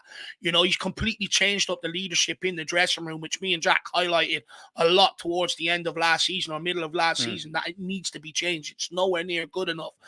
And I think that's the major difference. And I think that's where he will go on to succeed, where maybe others haven't. I think Pochettino had to try and make some players in that squad be at their best every day, whereas we've got a lot of the squad now who want to be at their best every day. And that's a lot easier to manage. Yeah, there is another manager who did that as well, and that was Ferguson at United. He was very much using your grandparents. They worked in the mines. He was very much another manager that was family, that he would get players out with any egos that he knew was bad for the squad. Right, you're out the door. And Ange's going along the same. I could see a lot of similarities to how Ferguson built United to how Ange's building Tottenham. I rarely do. It seems to be a mirror image of what he did at United, and Ange's building a dynasty at Tottenham, and he's going the same way Fergie did. And look, it worked for Fergie at United for 26 years. Ange can do exactly the same, and I can see the similarity. I don't know if anybody else can, but I can see very much the similarities. How Fergie did the same thing, Ange's doing exactly the same thing what Fergie did at United all them years ago. Jacko, where are you at with it? I think like the Pochettino days, there was a lot of camaraderie and there was a lot of buddy. It felt like kind of in the team in general. Also, like the fan base, like I think because it was just such a great time to be a Spurs fan that like a lot of things were just kind of great and everybody loved certain players, guys that Dave and I definitely sort of turned on. It felt like a lot of the fan base still had a lot of love and attachment for from those days, right? When everything was good and everything was great and we were all buzzing. And that's sort of, I think was a very strong bond the fan base had with that team. When you're just looking at, though, the actual togetherness of the squad itself, maybe you could say that this team is actually more together, more camaraderie and fewer cliques and rifts between them than there was even a Pochettino team. Because you would say Pochettino specializes in younger players and getting younger players to get the best out of themselves. He breathes confidence into them, lets them shine, allows them to make mistakes. But then older, more experienced players seem to have a rougher time with Pochettino. I wouldn't know if that's the case with Ange. I think Ange has seemed to honestly leave a good impression with most people for the most part. Even Eric Dyer, I know he has his own PR team and everything, but he had, terrific, things to say about Ange Postecoglou, even despite being given a cold shoulder, the entire time by the guy. And other people who haven't maybe been given the most playing time by Ange or haven't been given, a ton of praise by him personally seem to have a lot of respect and love for him. So I think Ange has been able to drive maybe a better squad cohesion than even than even Pochettino did. You think of Eriksen, think of some other players that eventually did kind of, want to leave. You could also definitely look at Conte and Jose days where I felt like when it was Lloris, Dyer, Kane, like, those kind of leaders, I think did, I think they did cause, players like Romero and, Bentancur and others to like, drive these little cliques and rifts and stuff between the teams. So I think Postecoglou's done a much better job, to be honest. But maybe the fan base, I think, had a stronger connection with that Pochettino team. Like that, the bonds with that are just so strong. I think, still to this day. Oh, look, they took us to a Champions League final and nearly delivered on, in every cup competition in club football. So I can understand that. I do think we'll get to that point with this squad and Ange Postecoglou for sure. I mean, Jose, what's your thoughts on it? Do you think this group of players, the squad, are under Ange is more together in United than even under Pochettino? It's definitely more to United than what it was under Mourinho and Conte, for sure. It's an hard one to call because I felt, and I'm not going to do Pochettino down, I felt Pochettino was brought in at a time, we were near enough on our knees when Pochettino came to us, in my eyes, and we hadn't done nothing for years and years before Poch came, and Poch inherited a squad that he inherited, and Poch quickly made his mind up very, very quickly on who he wanted to keep and who he wanted to push out. And whilst having to keep and push out, so having to keep people, whilst you're trying to divide and get rid of some people, you're having to keep the others sweet. So, and then it's what he built. He built a family, maybe slightly different to what Ange has done, but he also built a family culture there. There's a lot of players. It's similar in the sense that he had a lot of players there that were of a similar age. that were coming through at the time, and I think Andrew's got that as well. He's got people of a similar age in that as well. So I think you've got to give props to both Pochettino, and I'm going to give props to Ange as well. The thing is with Ange hasn't gone out and or we can't see that he's gone out. He hasn't gone out and hated on on Dyer, hated on Sanchez, hated on some of the players of Lloris, hated on some of the players that we've got rid.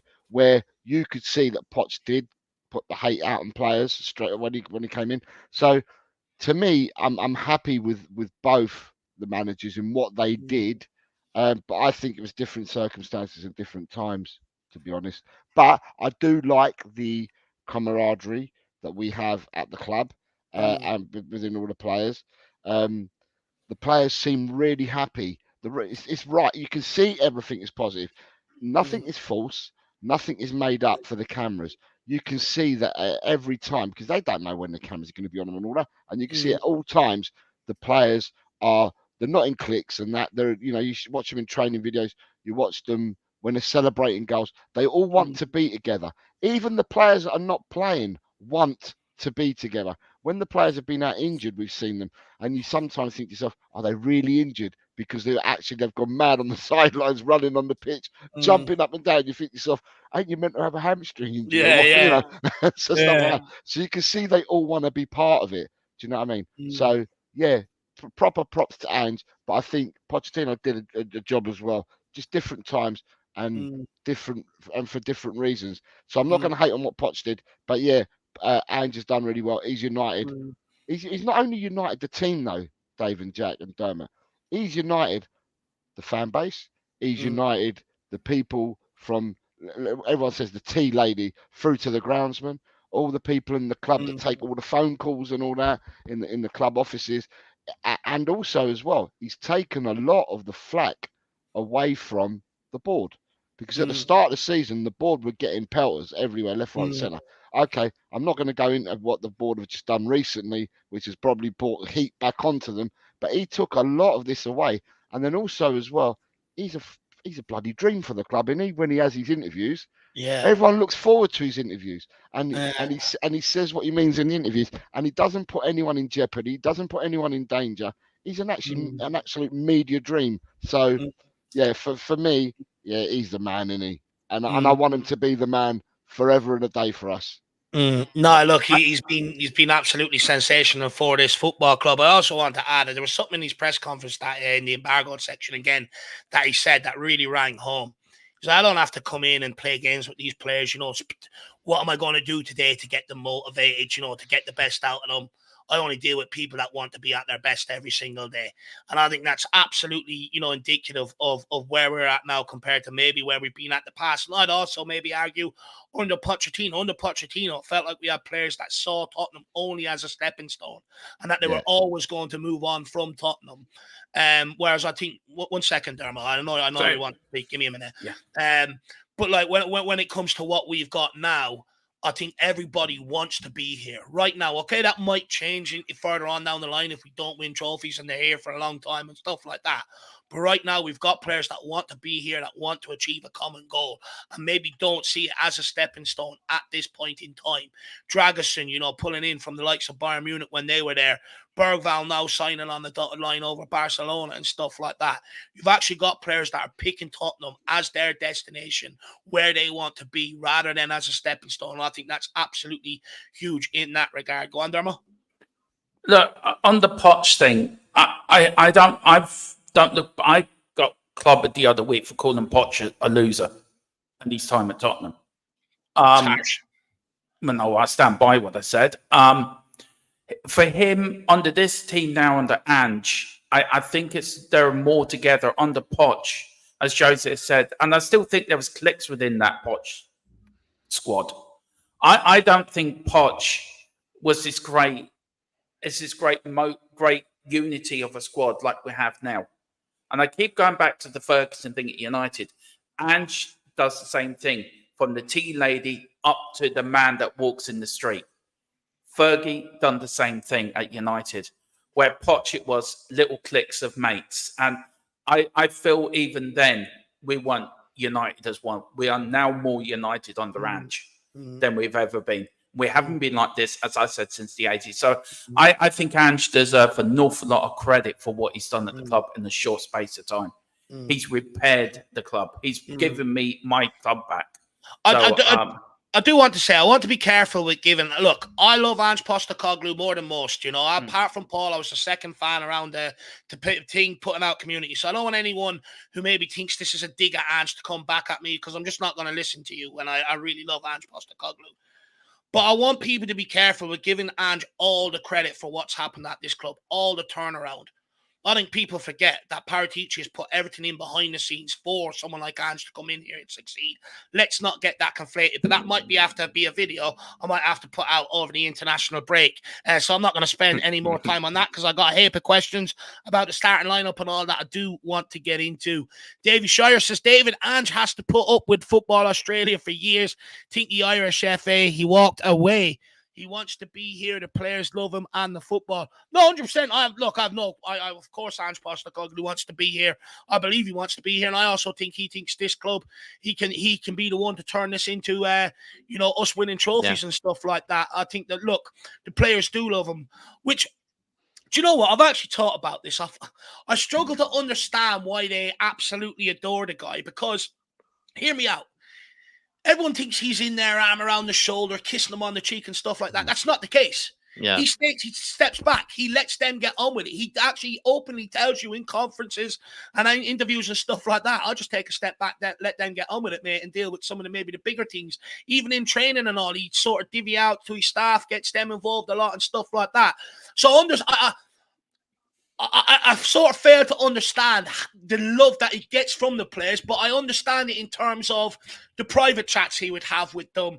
You know, the team talks. Apparently, the team talks are absolutely next to none. Apparently, they're walking out there with 11 stiffies, down the tunnel and stuff like that. So I can understand from that point of view, from a motivational point of view, from Ange Postecoglou's perspective, why they do love him in that regard. So probably answered my own question there, Davey. And what else does he say here? And the football. Look, the football is absolutely sexy. I think it's going to get 10 times better from what I've seen at Celtic of Ange Postecoglou, which was 2 years of him winning trophies and playing absolutely relentless football, notching up numbers that Celtic fans haven't seen before. And if you actually look at the drop-off now that Brendan Rodgers is in charge, who, is a well-renowned Premier League sort of standard manager, it's night and day. Celtic have completely dropped off. They're about to bottle the league title. Fans are going mad about the football. Even the likes of Matt O'Reilly under Postecoglou, he's been looked at about all over Europe. No one's looking at him anymore. Furuhashi, everyone looking at him all over Europe. No one's looking at him anymore because a lot of the players' performances levels have dropped off since he's left. So it does show that the impact that Ange Postecoglou can come in and have on the likes of the squad and on that. You're absolutely spot on there, Davy Shire. Big yourself up, my man, and really do appreciate the support, brother. We've got this from Cuva99. Big yourself up, my man. Oh, sorry, actually, rude of me. Where is it? Good day, Cobbler. A good day, Cobbler. Now on to Cuva99. Disappointed he got pizza instead of kebab last night. Everyone booed in the comments for that. That's a poor selection of takeaway. But he says Poch, Jose and Conte all could have won something if we hadn't pulled the rug from underneath them. My big hope is that we finally learned our lesson. Big Ange, Formula One teams tune their car to suit the driver. Look, I'm of this opinion. I think Pochettino, he had a really good first 11, done what he could. But did we push the ball out when we had the opportunity to give him the extra? No, we didn't. Look, people go on like Jose and Conte are washed up and finished and they don't know what they're doing. They've got European trophies to their name. They've got league titles, cups, domestic cups and all that sort of stuff.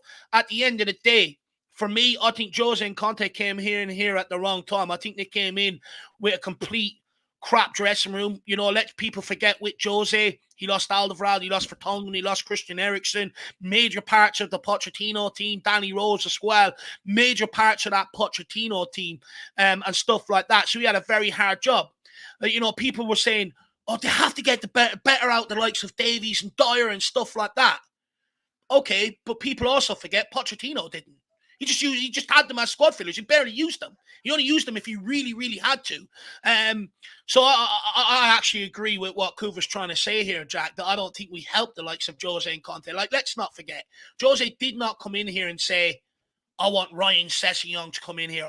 I want Joe Rodon as my centre-back. Famously, he's come out and said, I wanted Kim Min-jae 5 million, and they brought me in Joe Rodon for 11 million. How does that work? But, Jack, you agree with Kuva on this? And then we'll head down to Dermot, because I think he's probably counteracting Dermot's point here. No, I definitely feel like most of them, I mean, yeah, they got really close, respectively, you know, in each of their cases. Maybe on the game day scenario, they could have done something different. But let's be honest, I think for the most part, they were fighting losing battles or fighting, you know, very challenging battles. It wasn't made easy for them to try to succeed at Spurs. And I'd actually say sometimes that definitely was, you know, maybe Daniel Levy not spending enough, and Pochettino definitely had that situation when it came to the stadium. I'd also say Steve Hitchen takes a huge bit of responsibility as well, Kuva, because there are periods when we actually did spend money, like, and just sort of went down the drain, really. Like, it was money spent, and it was actually nobody good that came in. Think of the players that we have brought in since Paratici has come that really haven't cost us any money at all. Like, still to this day, Paratici has spent less money than Steve Hitchen did over his time period, and he's brought in a ton better products and a ton better players than you look at what Steve Hitchen did during his time. And so I'd say a lot of it really just had to do with terrible, terrible recruitment over those managers' periods. And when you have bad recruitment for a manager, they're only going to do so well with what they have given to them. And it's just been a, tumultuous, if that's the right time to use that word, sort of period for Spurs. And it was because of really bad recruitment, and it was also because we know Daniel Levy, I think, started to play a big hand in also the recruitment and the transfers, because he started to doubt it himself. That's my theory. I think Levy even started to question, you know, the players that they were bringing in, and then he started to take control of it. And we know when he has control of it, transfers take a lot longer to happen. You know, times, you know, delays of negotiations, all that sort of thing starts to happen too, which leads to disaster. So a lot of things for them, Kuva. But yeah, I think they all failed for various, you know, similar reasons. I mean, look, this comment here from 7SC sums up Jose's and Conte's time. Fans were singing "I love Eric Dyer." I mean, that sums it up. I mean, what do you want them guys to do? You know, come in here when they have to deal with the likes of that. You know, like 60,000 people singing "I love Eric Dyer," "Dyer loves me." It's not even got a good background tune to it. It's embarrassing. It's a shit song. But Dermo, sorry, this was counteracting maybe the point you were making. You want to have your say? Yeah, look, you can say that they had the rug put onto their feet. You can say that, but I think everyone has to take responsibility. I think the players do. I think the managers do. The owner does. Steve Hitchen does. Everyone has to take their piece of the blame. You can't just say, "Oh, Poch and Jose and Conte, oh, how great were they? They had the rugs put onto their feet." Well, they were there to run the club as a manager.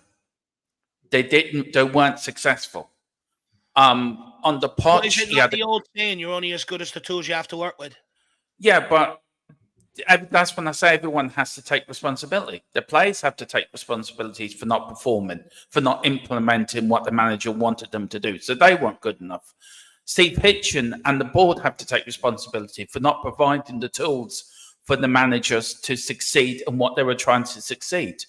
The managers have to take responsibility for the way they handled the dressing room, how they were with the players. Conte, the massive rant before he was sacked. You know, he was a prima donna coming in. I'm doing you a favor. I'm here for me. I'm not here to make this club successful. Jose, I think he tried his best, but it didn't work out because Jose is Jose, and after a time, Jose will divide a dressing room as quickly as anyone. And under Poch, if Poch had a good first 11, but Poch didn't get us over the finishing line. Now, should we have backed him after the Champions League final? Possibly, yes. We should have done, but we didn't for reasons which is we won't know fully why. Well, we did. We brought in the Salso on fucking Ndombele.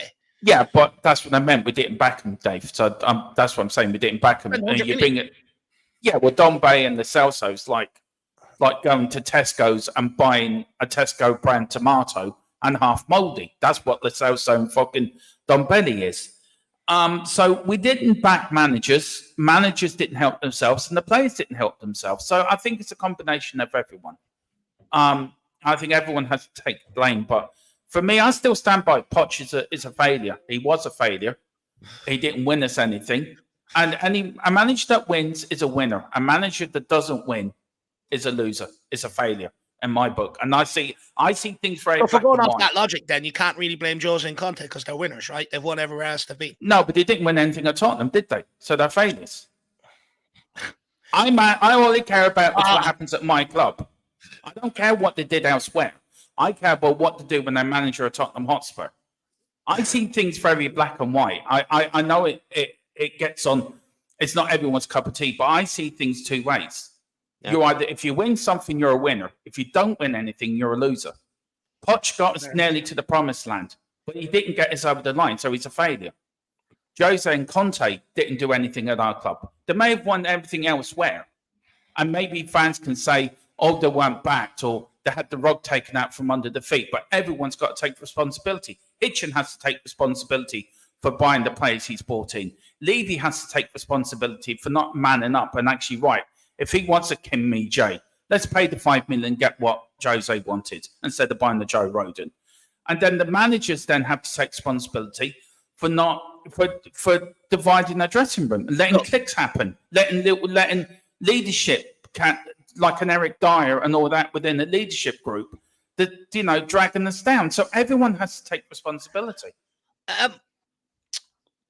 I disagree completely. I think when it comes to Jose and Conte, I think they've been vindicated. Andrew's come in and got rid of a lot of the players they were made use. So I think they've been vindicated with the squad wasn't right. At the end of the day, a manager is only as good as his squad and the squad he has to work with.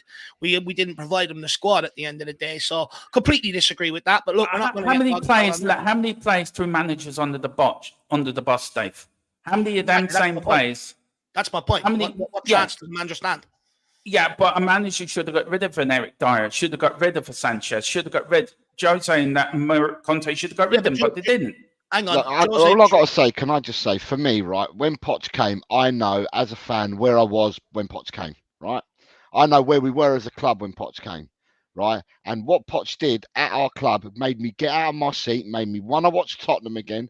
It stopped me hiding behind sofas. So for me, Poch has done well because Poch brought that back. Poch brought that euphoria back out of my body, and I wanted Tottenham. Ange has done that to me as well.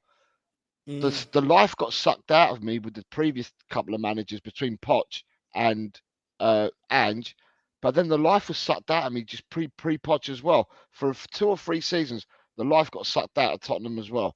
And I think Poch did well because he got us watching. He got us, illuminated with the side and that again. So for me, I think he did a fair job. For me personally, he did a fair job because he got me buzzing. He got me wanting to watch. He got me to stop hiding. So for me, I think he done a good job in that sense on a personal level. But look, he also had Steve Hitchin recruiting a lot of the squad that he had there. So he had a good director of football. You look at so far now since Paratici has come here, things have gone up. But just on what Dermot was saying there about, for instance, we can pin it all on Jose and Conte, but they came in here, they identified the problems, they asked for players.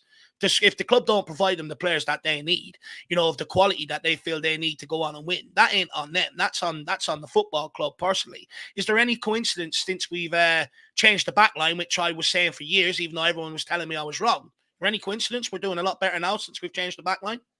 And also Pochettino is more successful with Pochettino is more successful with a different backline as well. But Jose and Conte shared the same backline for the most part, and that could also then be seen as perhaps not a coincidence that Jose and Conte had to share the same backline, and Pochettino and Ange had entirely different ones to work with, and they've been very successful.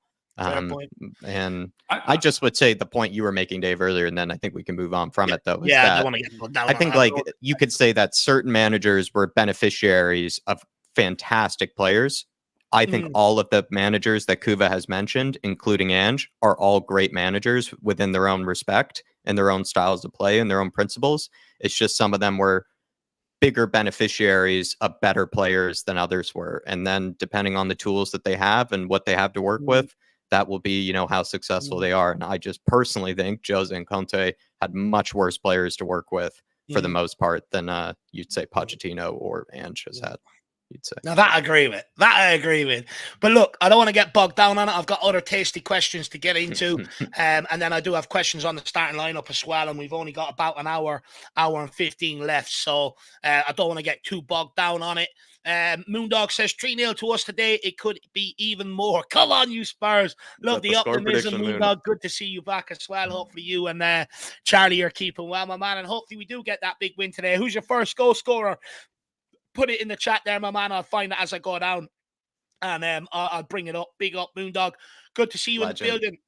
For those of you who don't know Moondog, he's pretty good at correcting the first goal scorer or picking corrected almost everything. Goal scorer for Tottenham very correctly. Yeah, you know, I think he had 6 weeks on the trot there, which is absolutely incredible. If everyone followed him, he probably would have been sitting there on about 100 grand. Unbelievable by Moondog. And Ash P says, to be fair, that song is all right. The player isn't. I'll be absolutely honest. I hate the player and I hate the song, to be brutally honest. I think it's so boring. Like when I used to hear it, I just used to just stand there in the stand like that, you know. It just used to wind me up. It's not a song that gets me going. Like you've got Burner on Dance Floor, Spurs are in the mood. You know, you've got songs like that. Dragason's song, Van de Ven's song, Romero's song. You've got great songs out there and much better than the I Love You, You Love Me sort of notion. It was absolutely. I'm not even gonna get into it. I can't believe it. Anyway, let's move on. So Tottenham have scored 59. I think it's 56 Premier League goals this season. A tally only bettered by the current top three of Arsenal, Liverpool, and Man City. Is this evidence that we're on the right path under Ange Postecoglou, Jack, and you know his football dubbed Ange Ball? I think Ange Ball is working. I think we are under the right path. I think for the most part, like we are challenging in the ways that Spurs fans had wanted to see us challenged, that you could say with the style of play of Conte and Jose, we were just on about earlier, maybe weren't. It felt like when we did come up against bigger teams, yeah, we didn't go toe-to-toe with them nearly as much as we would like to. Spurs fans feel like they'd rather lose to Man City, lose to Man United, lose to a top side going after them and really, you know, trying to play a really expressive brand of style of football. And we just weren't doing that in years past. And you'd say Ange has done that successfully. We've actually played weirdly better against, I'd say, the better teams this season, you know, the top sides, than we have actually some of the lower sides in the Premier League. And that's probably where everybody wanted to be. I think we wanted to feel like we could be proud of the way that we played, no matter the outcome and no matter who we were coming up against. We knew that we were going to play our way and play a style of football that Spurs fans can feel like they deserve and they can be proud of going into each and every weekend. And I think Ange has done that for the most part pretty consistently and successfully. Even the times when we haven't played well or we haven't exactly played quote unquote Ange ball, most of the time I'd say that was more a factor of just players, you know, not executing properly. But it's been a great season, Dave. I think he's hit every marker for me. No, 100%. I think it's a clear indication that we're going in the right direction. You know, the defense is looking good, midfield is looking good.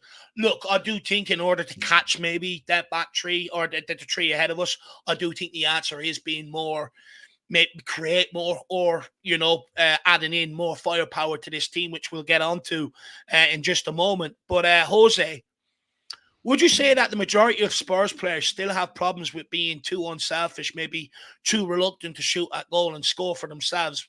You look at the likes of Destiny Udogie this season, for instance, he's had times to pull the trigger. Maybe he's took the wrong options at times. Kulusevski, I mean, how many times have we seen him maybe take the wrong option when there's a chance for him maybe to pull the trigger and stuff like that? You know, is that a problem that maybe we're too unselfish? Because I think, Jack, you've alluded to it a number of times, and so have I. It's like almost we try to score the perfect goal every single time. Yeah, I think there's two ways. Well, there could be variables again at play. Oh, I love the word variables. So does Sonny Butler. So at the end of the day, the way that I look at it is that they're shown a way to play, right? So it's either that they are, you're saying, they haven't got the CO Jones to take a shot because, I don't know, if I miss what happens, you know, don't want to take the shot on. Or it could be instructions that are given to them is to play and to do a certain thing when they get into them positions. So there's two ways of looking here. Yeah, there's no getting it twisted from me. I would like us see us take some more shots. I think that when you've got the likes of Sonny, when was the last time Sonny scored a banger from outside the box? And we know he can.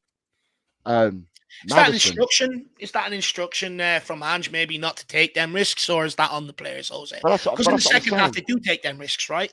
But that's what I'm saying. Yeah, but do they take the shots? Because Dave, we don't take that many shots. Have we been crying out for more shots? I don't believe we take that many shots. I mean, it'd be interesting to see, but from memory, you know, I agree. watching it with my eyes, I don't see us taking that many pot shots. So it could be, as I said, it's either people lack of confidence in that, or people are following instruction. Now, we've got Son that can score bangers outside the box. Maddison, when was the last time Maddison got a banger from outside the box? Because we know he's got it in his locker. Kulu can probably score from outside the box. Not too sure on Johnson and Werner. But then you go into your midfield. Benton Core could probably do it. I'm not sure Biss is known for doing it. Sark has probably got it in his locker as well. We certainly know that. I know that Romero's definitely got it in his locker because I've seen him score. So he's got it in his locker. And you probably say that Porro's definitely got it. And so has Destiny. I just think at the end of the day, it may be more instruction. It could be more instruction than by design. Although I'd rather see it more by design. I'd rather us take more shots because when you people, especially we've played a whole load of games this season. I'd say we've probably played more games this season against low block teams than what we haven't. And you know, in them kind of games is when you do, if you can't get past them, then you do need to take shots. And I think that we've undersold ourselves on the amount of shots that we've taken this season. I'd like to see more of it. Start today, please. Today, start taking shots, Tottenham. No, look, I completely agree with that, and I think Spurs GCTV raises a good point here, and it's something that I've tried to highlight. 5-6 games ago, I think as far back as the Brentford game, I'm probably just not as efficient with my words as you are, Spurs GCTV, but says just a point, but suspect shots could give away possession, which is not ideal with a high line. And I think, look, that's definitely a part to do with it. I do think maybe there's some instructions there, but look, if you don't take risks, how do you expect to score goals? That's why we get sucked into the horseshoe football for long periods of the game, or have been. Against Aston Villa, I'd argue, I think we took risks. Even in the first half, I think we took risks. Although we didn't get a lot of shots off and a lots of shots on target, we tried to prod balls in behind. We tried a lot more than usual. I think, before last week, I'd argue that we didn't try that. Even when the ball got out to the wingers, they weren't trying to beat their man. It was almost every second half they'd come out after getting a rollicking and maybe stuff like that. They'd come out and start taking risks. So it's hard to know. Look, I don't think Ange would be happy with us not really, creating much in first half, getting much shots off, because I know we can sit here and say maybe it's a design like that, but let's not forget earlier on this season we were talking about how fast we were starting games, but we couldn't see them out. So we're sort of having the opposite problem now, and I think ideally, Ange wants to score goals in the first and the second half. But big up Spurs GC TV, absolutely. But Dave, earlier on in the season we were starting games quick. But we weren't putting games to bed. How often were we scoring goals from the possession that we had? Do you see what I mean? Because it's all right saying that we can have all the possession under the sun and we can start fast. But if you're not going to take your chances from it, I mean, look at Chelsea. Against Chelsea, we were 1-0 up after 20 odd minutes. But how many chances did we have? Villa, when we played Villa at home, how many chances did we have in that first half an hour that Bentancur was playing? You see what I mean? So it's all right starting fast, but if you don't put your chances away, it's still 0-0. You have to look. I agree. You have to capitalize on it. I'm absolutely 100% with you on that one, Jose, for sure. Could not agree more. You're lucky. You got me to agree with you today. I'm in a mood to disagree with people today. But Dermo, in order to take the next step to chase that top three, like I said in the sort of question towards Jack, the top three have scored more goals than us.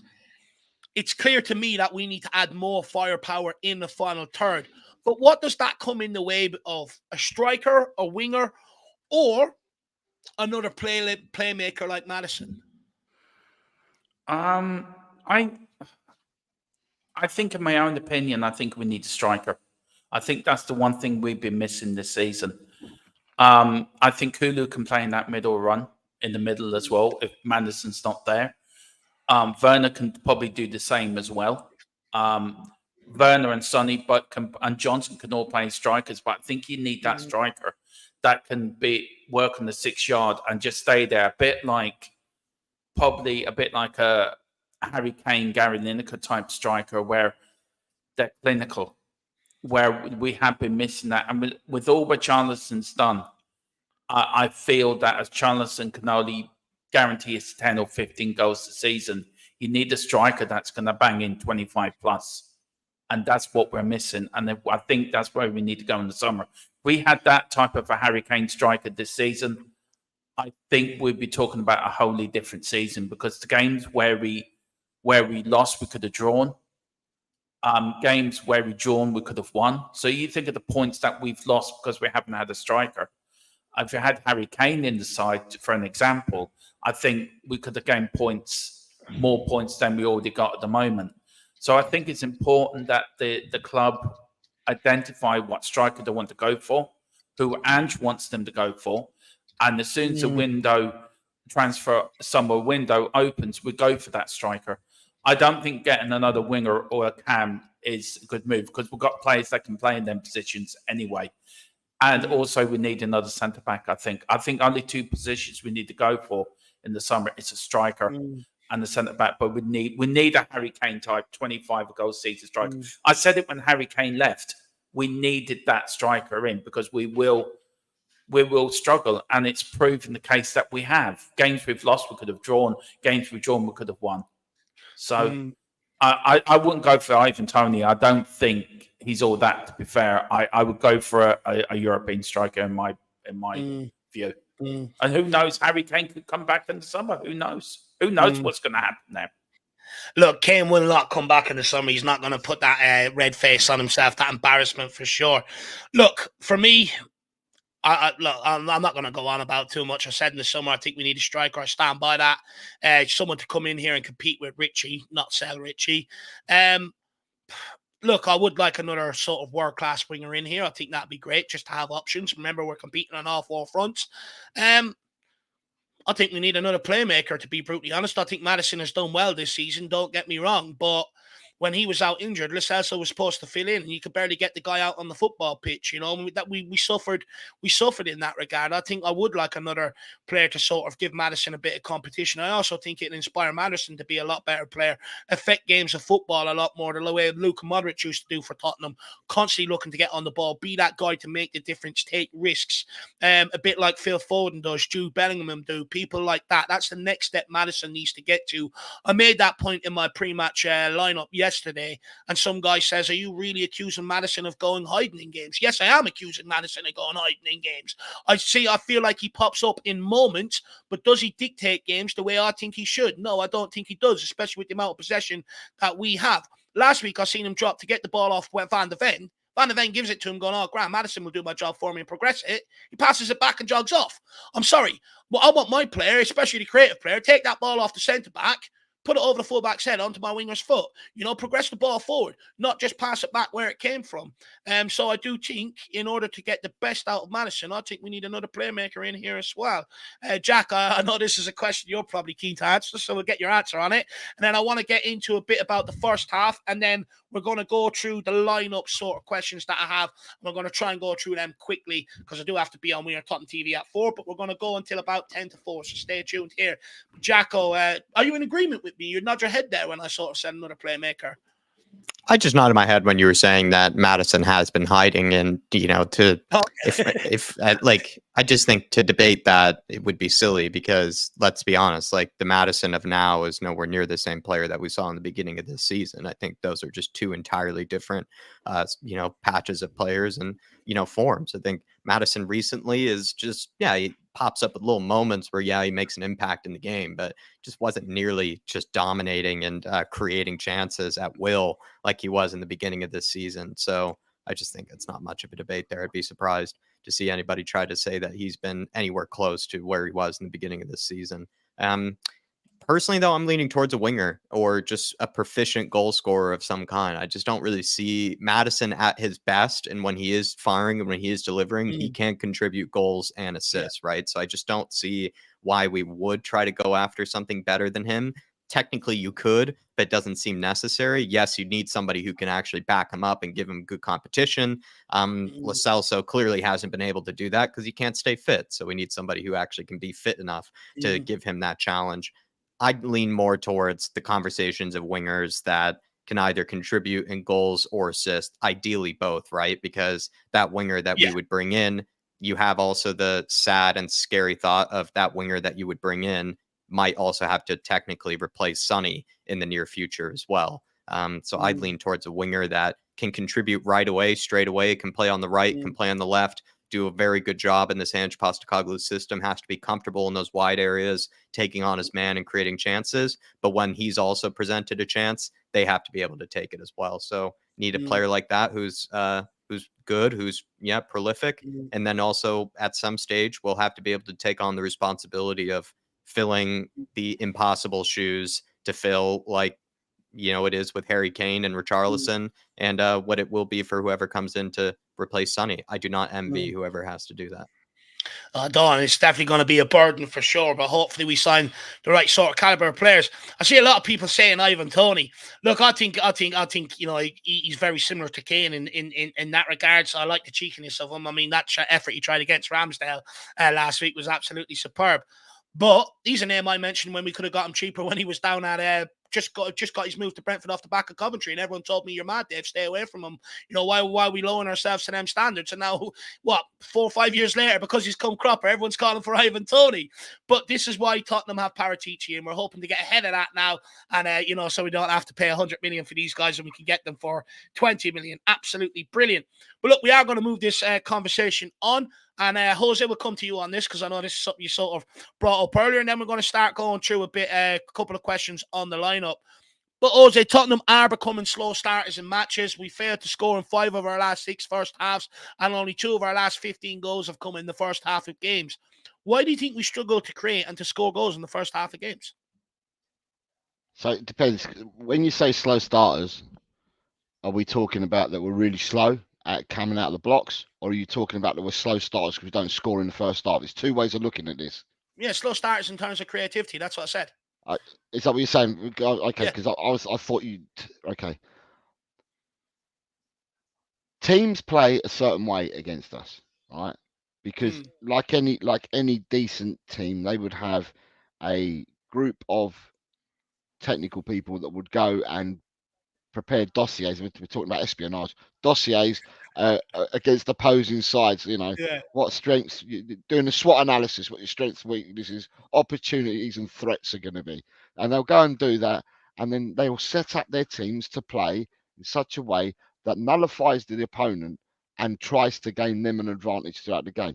And I think a lot of these teams, it's a game of chess, isn't it? A lot of these teams do their homework on Tottenham, and they'll play a certain way against us. And then what we'll do is our coach will turn around and say, or our coaching tactics will be, this is the way they're going to set up against you. This is what they're going to do. And if they do it, this is what you're going to do against them.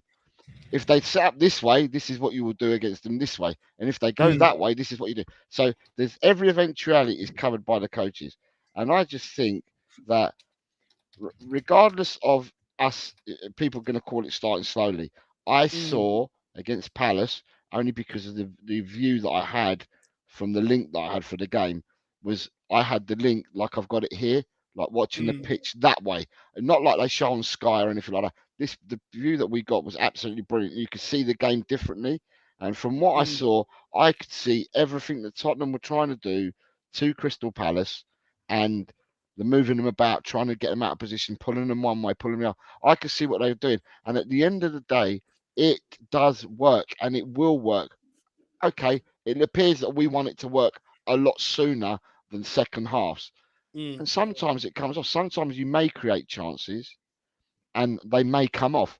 We did that earlier on in the season. We started off fast. We created chances. Sometimes it didn't come off. And in other games where I thought we should have been 4-0 up at half time, we were either 0-0 or 1-0 up at half time. So, it's hard to pinpoint. I mean, At the end of the day, what I'll say is that next season, when we're finely tuned, that we've got a pre-season under our belts with the new players also that we're adding to the squad, I think next season we'll be taking our chances far quicker and far more, or far better and far quicker than what we've probably seen this season. You've got to you've got to get momentum. So you can't take one and not take the other. You've got to take, if you're going to go for the package, you've got to take the whole package. And the whole package is, with the momentum, we will end up getting it right, I believe, and we'll see the fruits of that next season. We're still a work in progress. We're still trying to understand.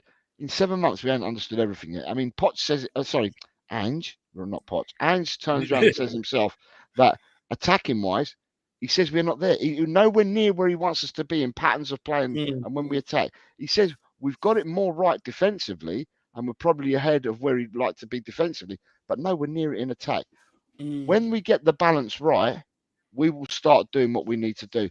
I actually thought about it this morning, Dave, Jack, and Dermot, before coming on. I thought to myself, where are we? Where are we really? And I thought to myself, 7 months in, and I thought to myself, if we're going to measure ourselves, and I've done it before, and I've said, Guardiola 9 years, Klopp 8 years or 9 years, Arteta 5 years. I look at it and I think to myself, the only person that we're behind in them three teams in our progress at the moment is Man City. Because when Pep came, Man City finished, I think they finished second in the league that year when in his first season, but he inherited a much better squad than probably Postecoglou, Arteta, and Klopp inherited. But in the first season for Klopp and for Arteta, where did they finish in their first season? Klopp was what, 7th or something? Something like that. So that's in their first season. And then I look at it and I think to myself, where are we going to finish this year? We're ahead of the game if I'm going to measure. I know, okay, it's different seasons, it's different teams you're up against. But if I look at it and I thought to myself today, do you know what? We're actually ahead of two of the other clubs that we all talk about. And you look at their projects, look what they've done, and that. We're ahead of them after 7 months. Two of them teams. The only team we're not ahead of is Man City, but he inherited a much bigger, better squad. So for me, as I said, I think this is all building to where we want to get to, and I think that next season, the proof will be in the pudding. That the fruits of our labours on the training pitch, the coaching that we've done, the games that we're playing at the moment, all 38 games this season, will lead us to where we need to be next year. No, look, I think you make an absolute great point there. To be fair, you know, I do agree with you. I think we're getting to grips quicker than what Liverpool did with Jurgen Klopp at the start, quicker than what Arsenal did with Arteta. I think you do raise a great point there. But for me, I do get frustrated in the first half still. I think it's a pattern that needs to be eradicated, because what you'll see is you'll just see teams sit in for the whole game going forward. I just find a lot of the first halves boring, especially the Palace one. I think Villa one, I think we did try. It just didn't come off. That can happen in football, and I fully understand that. But the Palace one absolutely bored the living tits off me. Timo Werner running backwards towards Adoji when Adoji's running into space. Stuff like little things like that. It's just stupid. You know, I think it's absolutely stupid. And, you know, even last week, right, even though we were trying last week, Aston Villa went in at halftime with more shots on our goal, more shots on target, even though we dominated possession. Same as Palace the week before that. I think it was Brighton not just before that. And for me, I don't think it's good enough. I think because you're not going to keep, you know, against top teams, for instance, if we try to come out and start the way we do against some of these smaller teams, you're not going to get away with that. You know, dominating possession for large periods like that, and not putting goals on the board, you know, in order to help your case later on in the match, you know, because you're not going to control every single game. So for me, I do think something needs to change in that first half, and I think it comes down to a change in attitude. And the reason why I say that is, and I'll put it down on the players, is because, for instance, you look at Basuma against Palace, everything nonchalant, sideways, boring. Villa, everything went forward. Maddison against Palace, sideways, boring. Against Villa, you know, he did do some of that, but in the second half he tried. But, you know, for instance, you go back to that Palace game. They only really started trying to affect the game going forward when the first half injury time came up.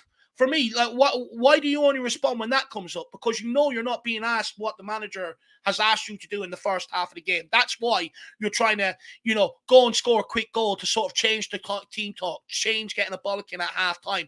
I've been there. I've been in teams that have done it. It's for me, I do think that needs to change. I think we have to have a better attitude. I think we almost I think sometimes to walk into these games with the attitudes of a fan, if we just pass it around, they're going to gift us a goal. Ain't like that in the Premier League. You got to go and earn it. I understand what you're saying, right? But for me, I'm of the firm opinion, right, that these are all lessons. This season, everything is a lesson for us. I agree. We're growing. We're starting out. Everything's a lesson for us. And at the end of the day, you correct. If there's anything you need to correct, this is the time that we need to correct it. Then for the next game and the next game. And I think as a team, I still think that we're growing, but we've grown so much. And we will continue to grow, and we will take these lessons learned, if you want, and we will take them on and on and on. Wherever the chips lay, they lay. We'll end up wherever we end up at the end of this season. That's where we deserve to end up.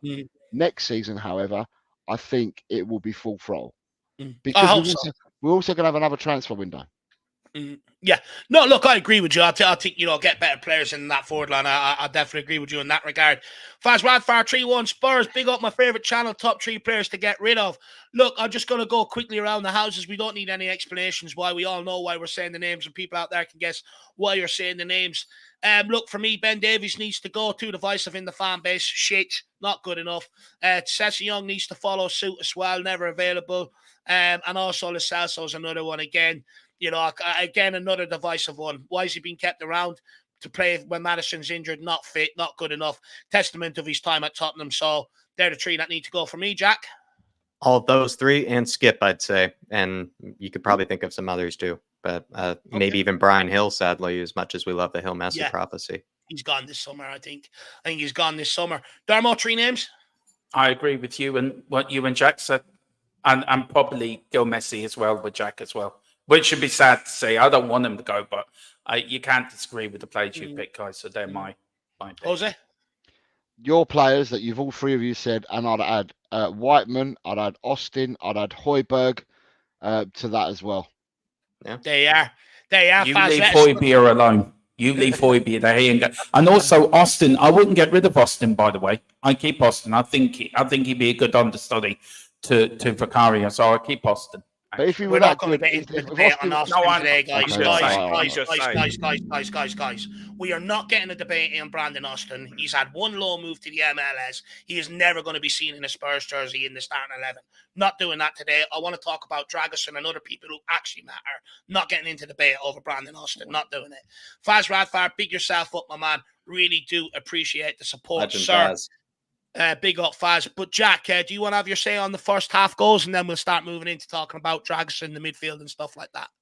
I just think it's funny that Spurs, all I would add is we've been 2 different teams. We've been the first half, kings this season, where it felt like Spurs were just guaranteed to score first inside the fit. You put your house on it. Felt like in the beginning of the season that Spurs were going to score inside that first 20 minutes.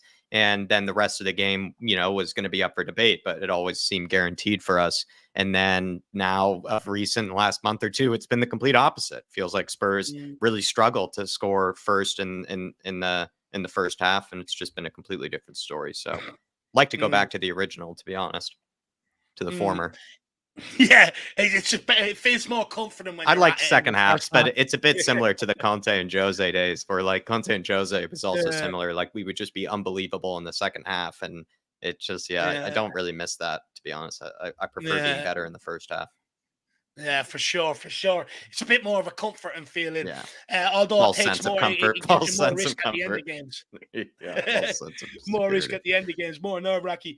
Dermo, we lost Van de Ven to injury. Radu Dragusin will more than likely come into the side to face Fulham today. What do you make of Dragusin's performance last week, and how do you think he'll get on today? Because it is different starting a game than coming into a game where you're on the front foot. I think he'd be fine. I was really impressed with him when he came on last week, actually, and he had a really good second half.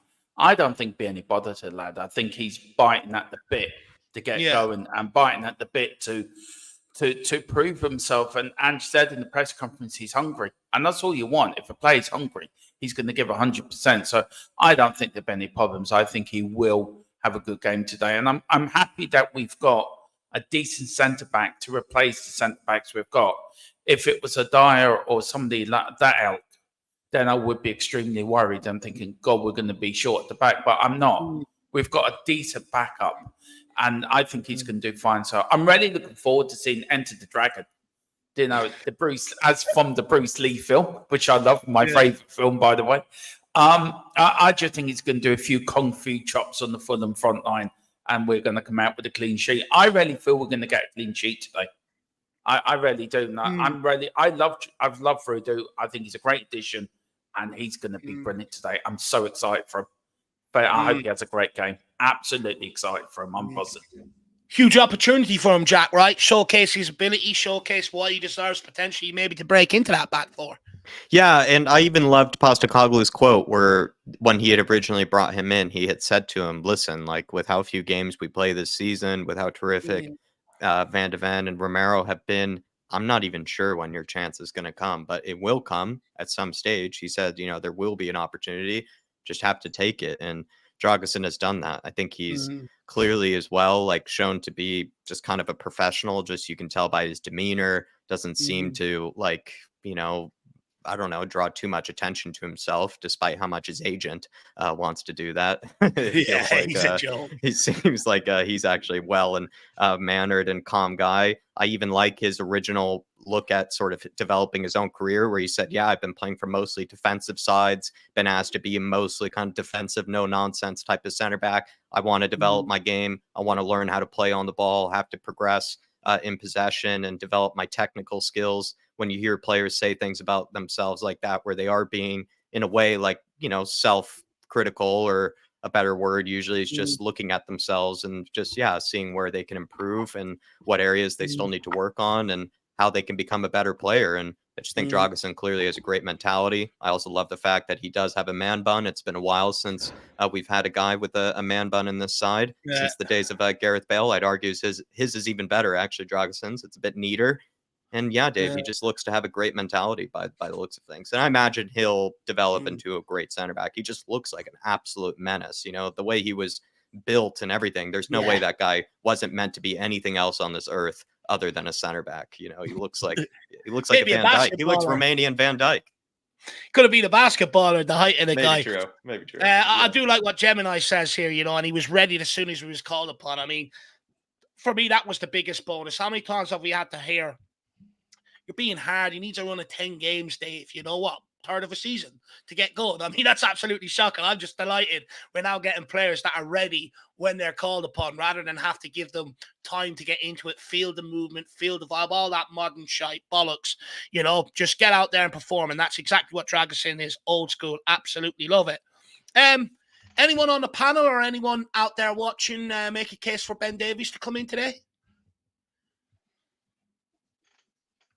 We're making progress, so I don't want to hear anybody in the summer tell me he's a good squad player and he needs to be kept around. Absolutely brilliant. Gave everyone a chance to respond, and I gave everyone a chance in the chat to give a case for him as well. The fact that no one does, we're actually making progress, so we can move along. That's absolutely lovely. Do we get a gold star? Do we get a gold star, Dave? That's what I want to know. Do we all get a gold star now from the teacher?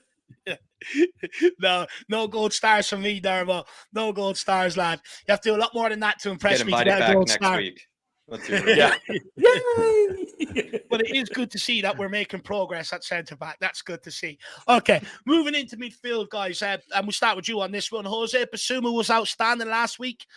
For me, my man of the match, along with maybe Kulusevski. Sarr got one assist with a delicious cross from Maddison, who also scored. But I have maybe read some articles and seen some comments on social media suggesting Sarr was not at his best last week, and Ange might opt to select Bentancur ahead of him today. Would you make any changes to that midfield off the back of last week? Me personally, I wouldn't. I'd roll the exact same midfield out again. Listen, for me, the best midfielder we've got at the club is Bentancur.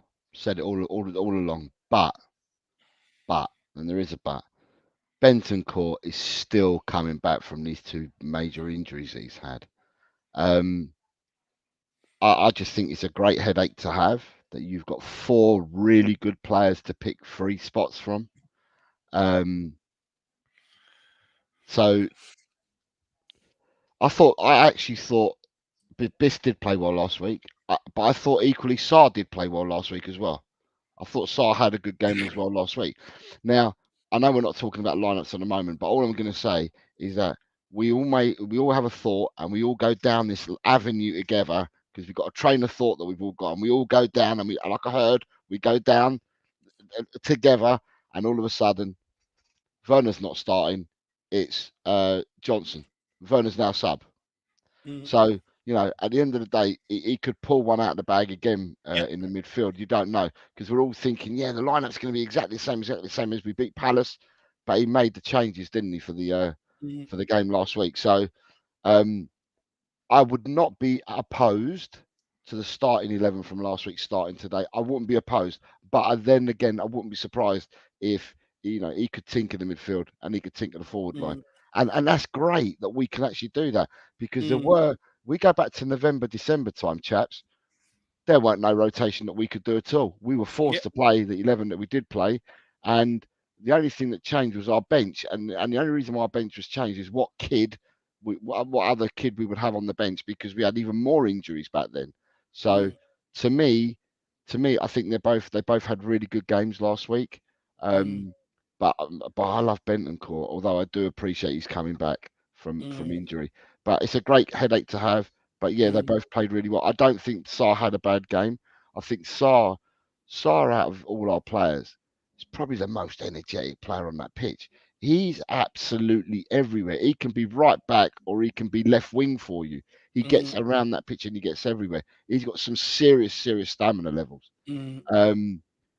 But yeah, they've played really well. And in our unbeaten 10 at the start of the season, the two in midfield were Sarr and Basuma, weren't they? So they do have chemistry as well. I'd say as well. Look, interesting. Look, you're right. Postecoglou could spring a surprise on us. In that team today in the midfield or in the forward line. Me personally, I think we should roll out that same three again. I think they're starting to click. I think they looked good last week. Didn't really get dispossessed an awful lot. They looked fluid, between them and stuff like that. I think it'd be a mistake if Ange changes it personally. I mean, Jack, where would you be at with that? But also, I forgot to answer this from Foggy Foam. What's your views on Ange Postecoglou maybe still hinting at wanting another centre-back? I think he should want another centre-back. Ben Davies has done a fine job this season filling in at left-sided centre-back. I don't think he's done a great job at left-back, but I think he has done an okay job and has actually even surpassed my own expectations at times from even Emerson too, right? I think both of them can actually keep their heads high at the end of the season for the service that they have done to help us out in picking us up points this season, both Emerson and Ben Davies. But let's be honest, like there are better left-sided center backs out there than Ben Davies. Like we just don't need to make an argument that he's worth keeping for some reason other than maybe the fact that he could be Sonny's best friend, I think, in the team. That's the only reason I see, or if we're going to make Sonny really sad, that's the only thing that I'd be slightly worried about. But I think Sonny would be able, being the professional that he is, to move on from it. But they're better center backs, left-sided center backs to be specific, that are left-footed than Ben Davies in Premier League football, in world football, and European football. I don't even think we have to pay that much to get someone that much better. I'm not trying to be that harsh on him. I'm really not. It's just trying to speak realistically about it. And sadly, maybe down the line, we do have to also probably say similar conversations, maybe about someone like Emerson, who's also had a terrific season, who I think can't in any way, hold his head low, has had a great time, but there are probably better inverted right backs in the world, maybe, than Emerson. And it's similar conversations for Skip, similar conversations for Sessegnon. The list goes on. And also, Jack, I just want to get your thoughts on the midfield, but I'm going to ask you a bit of a different question. I'm going to ask you a bit on James Maddison. Look, Maddison, he's been directly involved in 9 goals in 8 away games, so I think he will probably step up today. And away from home, he's been okay this season, but at home, I think he's only had 2 goal involvements, which is not good enough. But I believe Maddison is a much more effective player than what he's showing right now. Do you think that's harsh of me, Jack? Do you think I'm being harsh? Because I always say Modric, Bellingham, Foden, people like that. Look at the way they affect games from midfield. Look at how they affect games for their teams going forward. I just feel we don't see that with Maddison. And I've always tasked a great playmaker with someone that's always on it, that everything that comes forward has to go through them because of how good they are, but also because of how much they want to get on the ball and affect games. Do we see that with Maddison? Should we be seeing more? I think we should be, and I don't think you're being harsh at all. I don't think we have been that harsh even in watch-alongs or even in recent reviews of, how the game has gone. Maddison, for me, is just not behaving or playing the way the number 10 should be on a more consistent basis. Like when he So what should he be doing? Well, he should be actually making the daring passes and seeing the runs that certain players are making and play them. Like he has probably the best technical range of any of the players in that midfield. He can play the passes that are probably the hardest to play. Some of the runs that players are trying to make, beyond the center backs, do require a bit of genius of a player to find them. And it requires somebody to have the technical skill to execute that pass on a regular basis. That's why you pay the number 10s the big bucks. It's why they have the fancy haircuts. It's why they do have, that sort of swagger and, a bit about them that other players don't. They can do things that other players cannot when it comes to creating chances or even scoring goals, just being that, it's a lost thing nowadays, but in a way being that maverick, being that guy that can just do something out of nothing, create a chance just out of your own good skill and your own brilliance. And Maddison has been brought in to do that. He also was brought in, let's be honest, to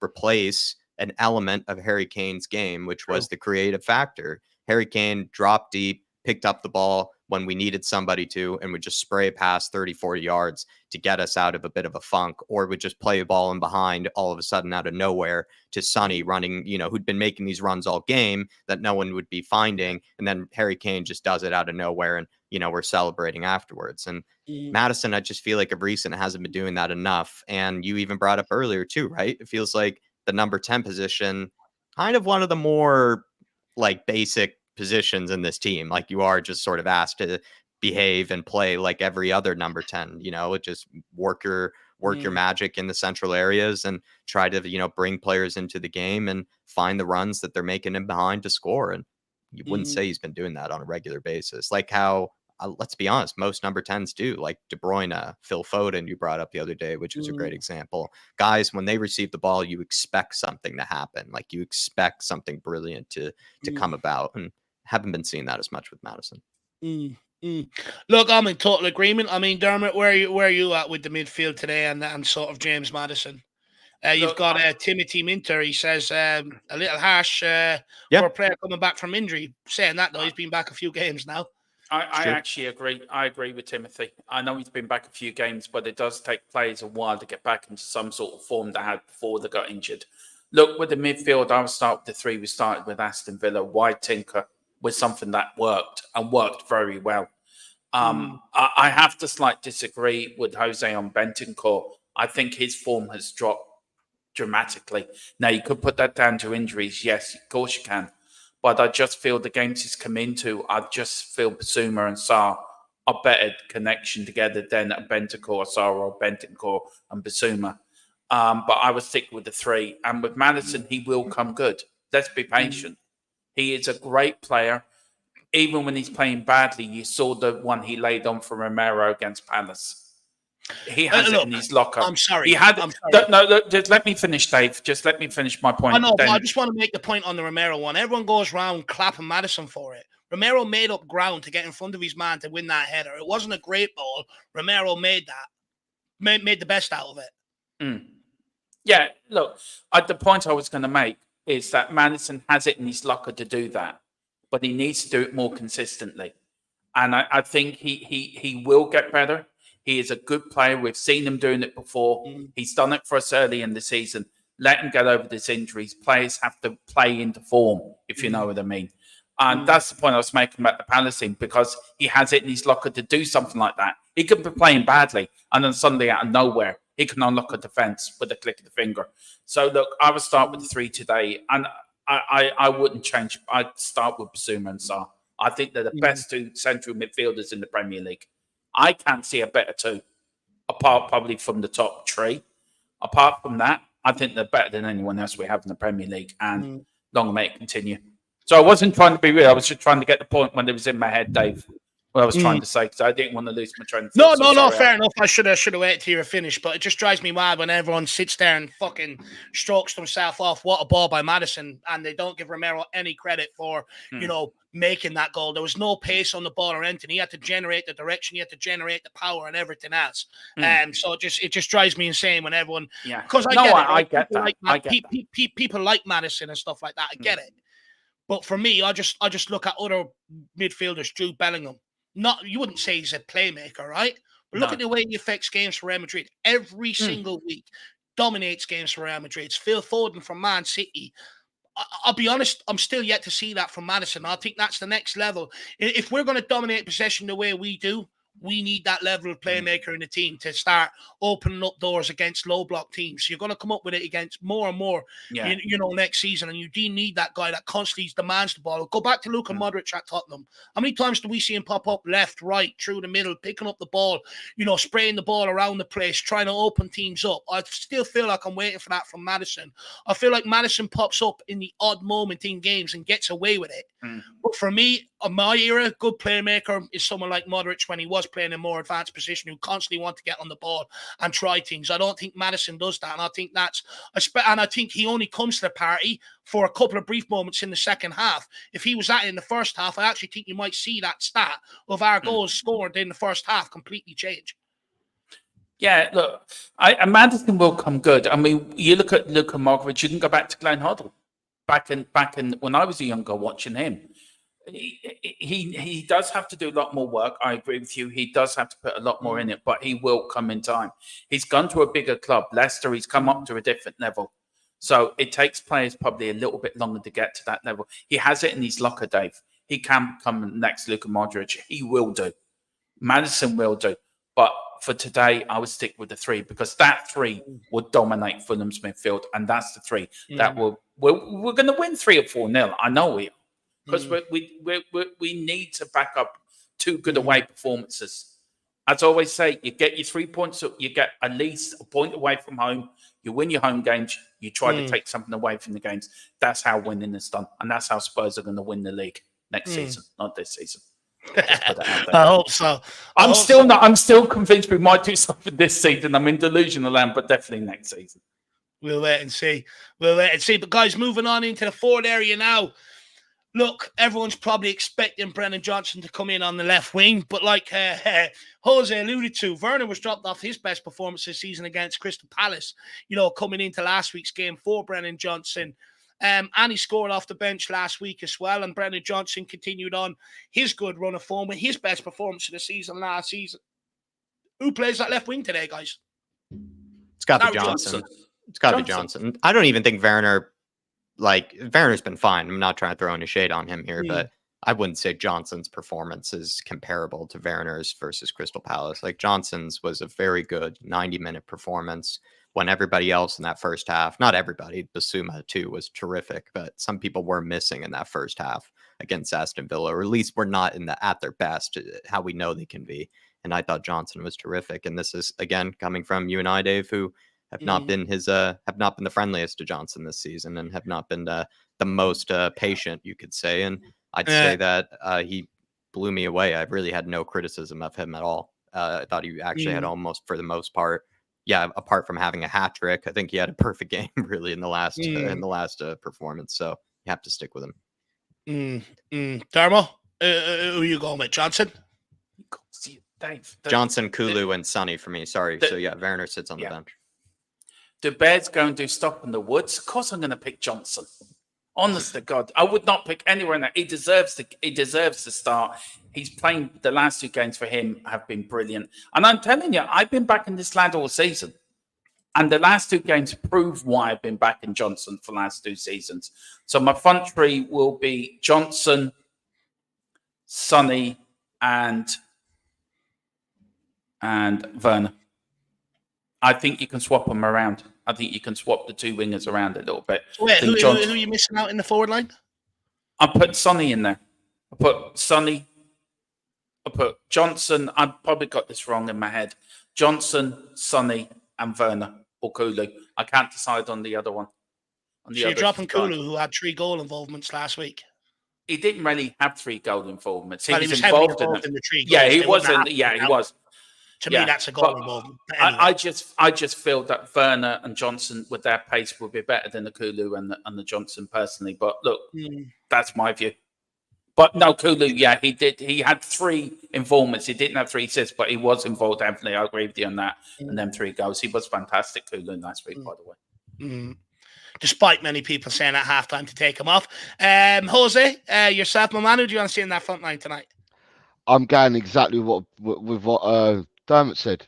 I've said and maintained. I know Kulu did well last week, so stop giving before you started me, Dave. He did well last week, right? But I look at the front three. We had front three that played against Palace. We had a front three that played against Villa, and I've maintained for the last couple of weeks, and I'll still maintain now. Pace kills, and in them 3, in Johnson, Werner, and Son, you've got extreme pace in them 3 guys, and pace kills. Now, I keep seeing people put in the chat about Dragusin and these long balls, and that he can be a la Toby Alderweireld. Well, if you're going to play them kind of balls, you won't be playing them at Kulu, will you? Because pace kills. If you're going to play long balls and try and get people in behind, it's not going to be Kulu. Kulu trying to get in behind. Listen, Kulu's a brilliant. He's a great player for us, but I want to see the pace that kills, and so I'd like to see our 3 speed merchants go at them, because in their back line, Robinson is no slouch. Robinson's quick. He's no slouch. So and Robinson plays left back for them. So if Kulu starts, Robinson will have the pace on Kulu. But then Kulu's got the strength. So it's a hard one, but it's a hard one to call. But it's brilliant. We've got options. For once, we're talking about having options. We haven't been here. We haven't been here too many times in the last few seasons. We're talking about options. Our teams have more or less picked themselves lately in the last few years. We've now starting to see that we've got options. It shows where our squad has come from in the last 12 months, or if you want, since Postecoglou came in. The only reason why I say 12 months, and I keep harping on, is because the season finished in May last year. And if we look at May last year to where we are now, obviously, yeah, we have changed the squad. So for me, I'm saying that I would like to see pace to kill. But I think you need to go to the Olympics in the summer then. Football's not all about pace, Jose. You need to go to the 100-meter sprint. Right, but if you play through balls to players and you're quicker than the defenders, you're going to get an on goal more often than not, aren't you? I think that's under the assumption that I think you're assuming that there's space in behind to begin with. What if there isn't space in behind? There are teams that majority of teams set up with every man behind the ball and pretty much set up with in front of their own penalty area, so there is no space to run them behind in those scenarios. Yeah, it's horses for courses. It's always going to be horses for courses. But do we think? I suppose the question for us to think about then is, what kind of system of Fulham are going to play against us? Because I don't believe that they're going to play a mid to low block against us. So therefore, I think that there will be space for us. I think they will. I think both times we played them this season, even at their place, they've played low block. I think I am expecting another low block. They're definitely not going to cut. I don't think they're just going to open up. I think they're well aware of the quality we possess. Look, first of all, big up the old lad. Hopefully you're keeping well. Hopefully you're having a good day. He says 3-0 Spurs. Look, when it comes to the front line, I'll be brutally honest. I'm sick of the disrespect Kulusevski gets. Just because he's not as quick as Mbappe, people don't really rate him as a player or fail to see what he offers. I mean, many people questioned him at halftime last week. What did he come back and do in the second half? Had a massive hand in 3 goals last week. 2 of them was because he worked hard, won the ball back, and was able to link up with others. Werner, I'd argue, can he link up with others, or is he more a player that you have to put in behind and hope that he can produce something? I think he's that sort of player. Brennan Johnson, does he have good link-up play with others? I think it's improving, but it's nowhere near the level of Kulusevski's. I think Kulusevski holds the ball up, plays others in, but also, if that option isn't on, how many times have we seen him pick up the ball and just run down the wing, get us up the pitch? I think there's so much to Kulusevski's game that does not get noticed. I think goes under the radar because everyone thinks now we have to have 100-meter goal winner sprinters in football nowadays. If like Pedro, for instance, perfect example of that, Serge Aurier. Is Serge Aurier better than Pedro Porro? No, he's not, but he's got more pace than him. He ain't a better player. You know, for me, Kulusevski is, I think a lot of what he does goes unnoticed. I think it goes under the radar, and I think he's very disrespected. I think he has to start tonight. For instance, if this was Brennan Johnson that had the 3 goal involvements or hands in goals, if people want to get technical with me, last week, they'd absolutely be sitting here today saying he has to start. I don't want to hear any debate about it. Same if Werner done it. But because it's Kulusevski, people still think he can be dropped. I don't understand it. You look with Kulu. Yeah, he did play well last week, Dave. Nobody's disagreeing with that, and nobody's going to disagree with that. I think also different teams bring different options. Different teams bring different tactics. And sometimes if you can't, you're right in saying you can't pace all the time. Jack was spot on when he said about how Fulham are going to set up. Sometimes you've got to pass your way through a team. And Kulu is the man to hold the ball up to bring other players in. I agree with you. So he's got 2 options there. Either he can try to use the pace with Johnson or Porro, Johnson or Werner, or he uses Kulu and pick the same 11 as he picked last week and let him bring in players. That gives a chance for Johnson to get ahead of him, to get Madison ahead of him. It's all, sometimes you've got to pass to make space. Do you know what I'm getting at? Sometimes you can do it with pace alone. All the great teams, they're great passers of the ball. They're great of making space when there is no space. There's an art in it. You look at the great German sides, the great Italian sides, the great Brazilian sides. They're always running into space. There's always there space to be had. You make space for yourself. So I think Kulu does deserve a chance. I just went with Werner because I think his pace might be a bit more effective, but it wasn't Dish and Decky for his performance against Villa, because I thought it was a very good performance. I just felt something different might surprise Fulham. That's the only reason I went with Werner. But look, I can't disagree with what you say, Dave. I really can. And it's spot on what you said, by the way. Just quickly, want to just clear this up. Phil Coy says you having doubts over Madison, Dave. Not once did I say I'm having doubts, Phil. Not once. He hates him, Phil. I think he pops up in moments, but I think he goes hiding for large periods of the game as a playmaker compared to the likes of, people in current day and age, Phil Foden, Jude Bellingham, people that we've had in the past, Christian Eriksen, Luka Modric. I mean, I don't think he affects the games as much as they do in the ways that they did, as much as they wanted to. I just feel like and I'm only saying it for Madison's own good. If he's comfortable playing the way he's playing, I wouldn't be surprised if he didn't get on the plane in the summer. I don't want to see him moan about it. But if he wants to get into that starting 11 with England, he has to do what Phil Foden does. He has to do what Bellingham does. We can sit here and make all the excuses we want for the guy, but it ain't going to help him in the long run. I think Madison is a good player. We've needed someone like him for a long time. He does well with what he does do. But I just feel he can be a better player. And I don't think that's a bad thing either to highlight that. I'm not tearing him down. I'm not pulling him apart. I'm fully behind Madison. I just think there's a better player in there personally. And again, you know me, Phil. I wouldn't ask for it if I didn't think there was a better player there. You've never heard me say that about Eric Dyer, for instance, or Davinson Sanchez. I've never asked that question of them because I didn't believe it was in them. I only ask it of players that I do believe can go on to that next level. And I think it's only good, for his own sake, that maybe these conversations happen and he realizes it. And look, it's a conversation that'll happen now, here, and people won't blow it up until after the season when they talk about the England squad and it gets highlighted. Then it'll be a massive talking point. Everyone will be talking about it. I'm just ahead of the curve. That's what I would say on that one, Phil Coyes. But please do not take my words out of context. I am not ripping the guy down whatsoever. I'm just saying there's a better player in there than what he's Sounds shown. like you hate him, Dave. I know that's what will be misconstrued for sure. Dave hates Madison, not the case whatsoever. Big headlines. Oh, probably. Be all over Twitter by tonight. # Dave hates Madison. But Dermo, I'm going to end off. I'm going to ask this question, and then I've got one to Jack. Dermo, I've had my criticisms of Johnson this season, but the perfect way to shut people like me down is to answer my critiques. And Johnson's done that the last 2 games. Are fans like me too quick to criticise and judge new arrivals? Look, everyone's entitled to their opinion. Every fan thinks they know better than... Every fan's a manager. Every fan thinks to know who's the better player at Tottenham. Every fan thinks they know better than Ange.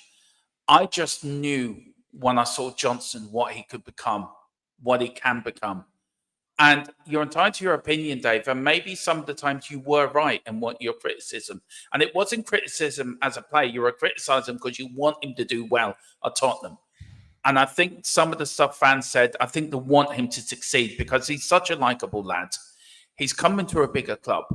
But I've been banging on. He has the potential to become the next level of Gareth Bale or next Tony Galvin, if people are old enough to remember Tony Galvin back in the day. And I think he has. And he proved in the last 2 games, he's proved you doubt is wrong. And it proved that I will back him 100%, and I did back him.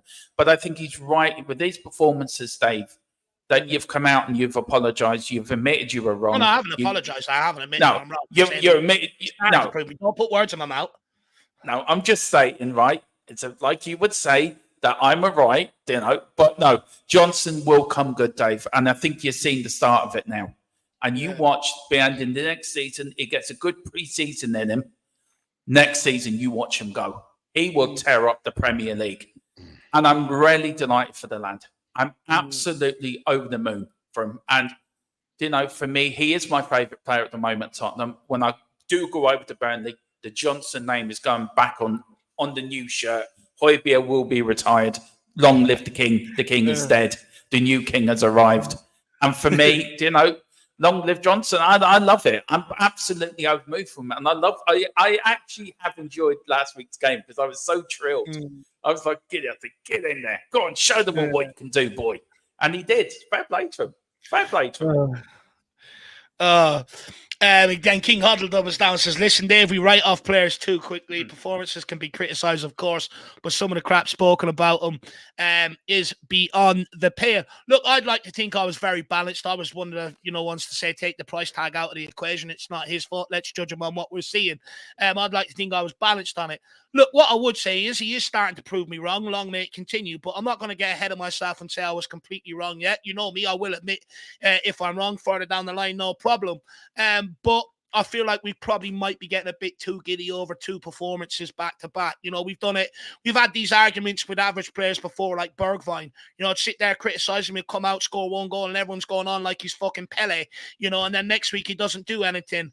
It was the same with Lucas Moura at times. It was the same with Dyer, Sanchez, people like that. So, look, what I would say is let's just sit there and wait and see whether he's has more consistency towards the end of the season. And then at the end of the season, the words that Dermot said that I didn't say, where I apologise and stuff like that, that might actually happen at the end of the season. But I'm still waiting for the apologies. But I'm still waiting for the apology letter. Well, like I said, you might get that at the end of the season. We'll wait and see what he does. But, same with Werner as well. I'll throw Werner in there. Let's wait and see what they do. Let's see if they can continue to do it. Let's see, if Johnson can put in that performance we're looking for today, or Werner, or who may ever start. But the good thing is they're going in the right direction. So some would say maybe the criticism has helped them, like I've argued all along, which would be absolutely brilliant. But Jack, and now we have to move on to your specialist subject. Tottenham striker Richarlison was back in training with the rest of the team ahead of the game against Fulham. Before his injury, he was in the best form of his career, scoring 9 goals in 10 games. Should he come straight back into the lineup today, or should we keep Son through the middle?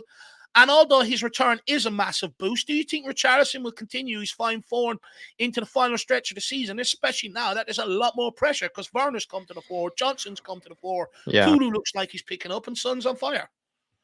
I think Richarlison should be on the bench for today. First reason being is because I do think he's a tad injury prone. I don't always believe him when he says that he's ready and, good to go, because that hasn't always held up to be true, right? He's pushed through injuries that maybe he's even hidden, from kind of the fans and from even the medical team.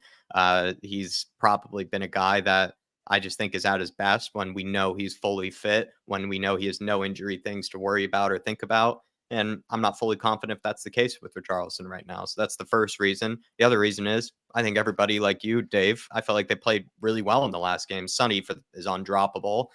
Kulusevski, I think, played well enough to not be dropped. And also Brennan Johnson, in my opinion, had the best game of the season, his best game of the season. So Richarlison in that situation then just doesn't walk into the team.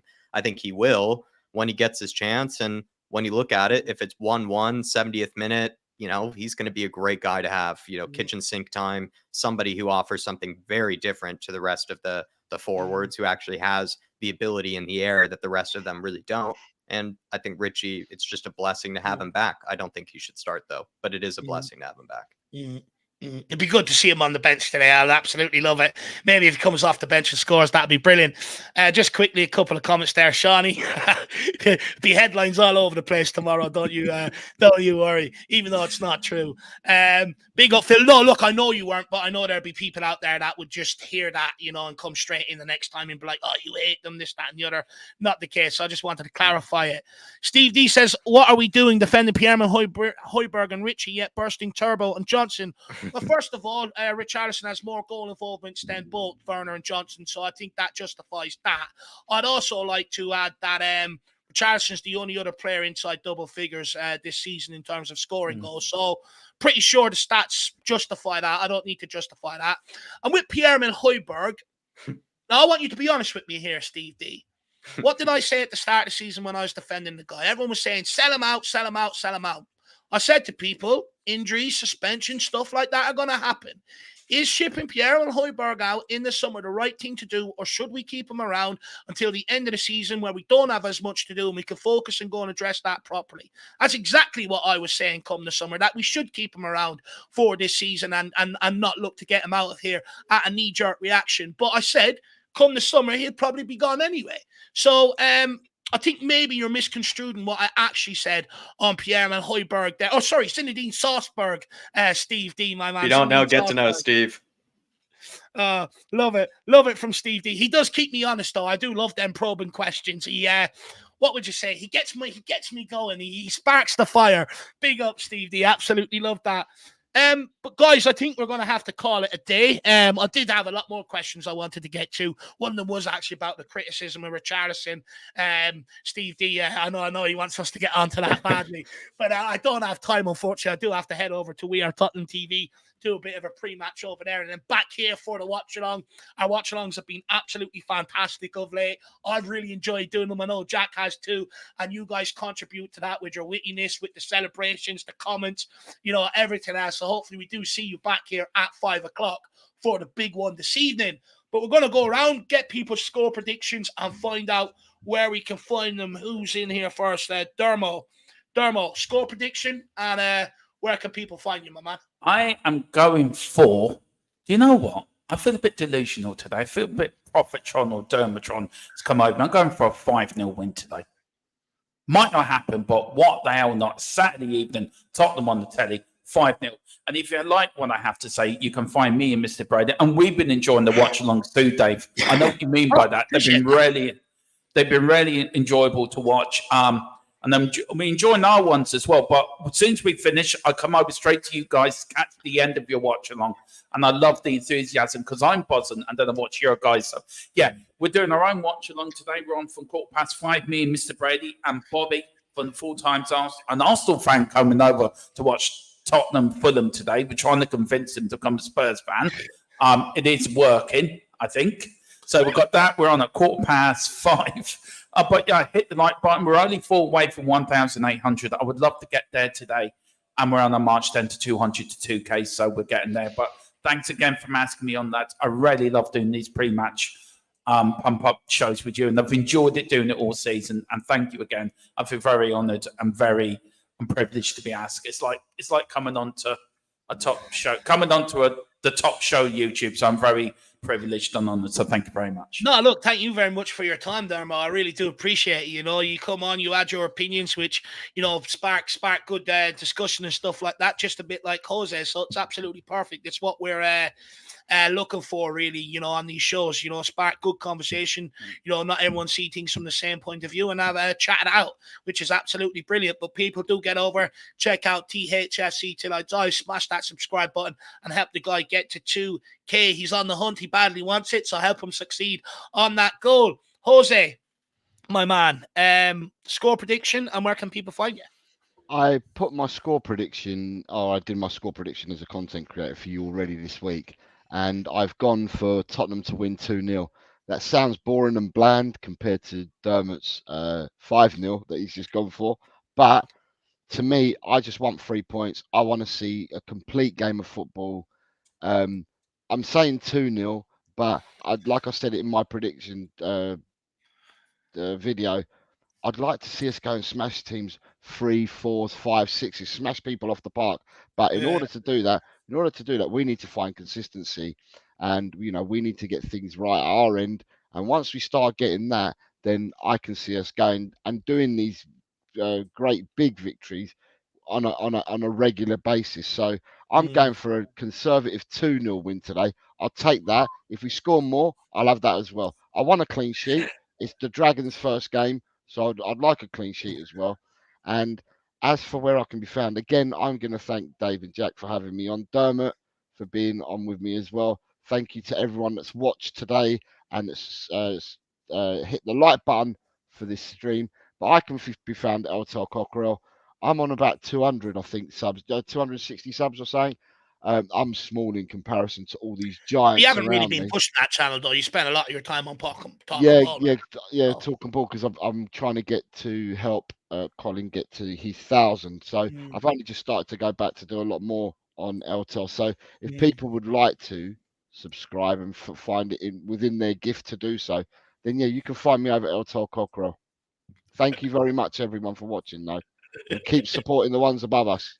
And Kuva says, conservative 2-0 win. What the F, Jose? I'm unsubscribing. It's like a loss in Kuva's eyes. Winning 2-0 is like a loss. Yeah. Sorry, Kuva.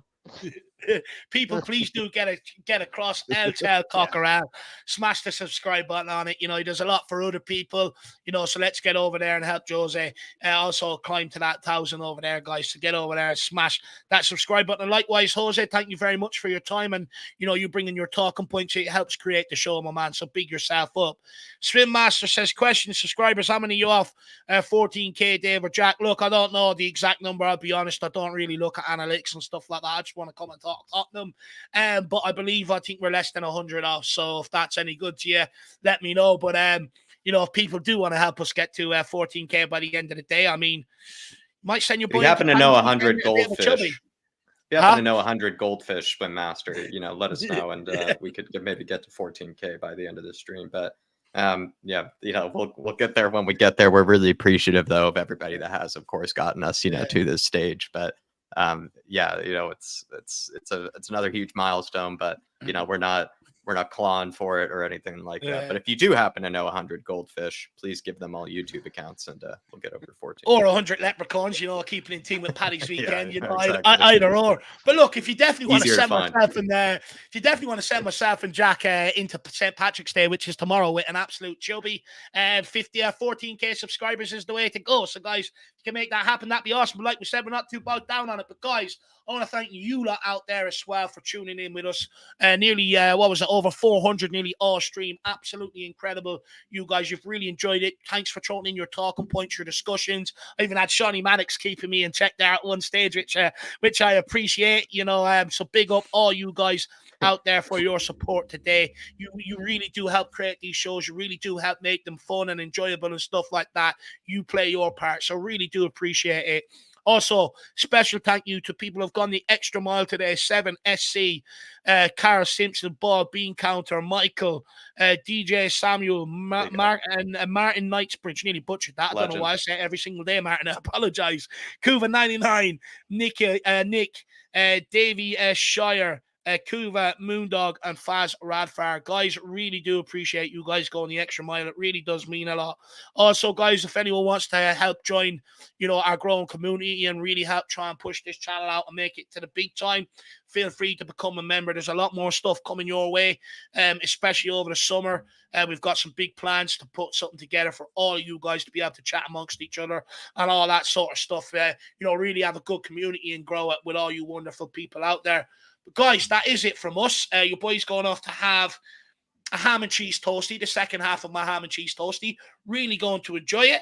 Have a nice drink as well of water, get my throat fresh for the game, my vocals ready for the goals that we're going to score today. So guys, hopefully we will see you all back here at 5 p.m. for the watch along. Join us for the riot, because like the famous song says, I predict a riot. I'm going to say I predict goals. So come on, you Spurs. Come on, you In the mighty Spurs. hands we trust. We Come on, you Spurs. never stop. Let's We go. never stop. See Ah, everybody. Champions League football, boys. See you later, everybody. Come on, you Spurs.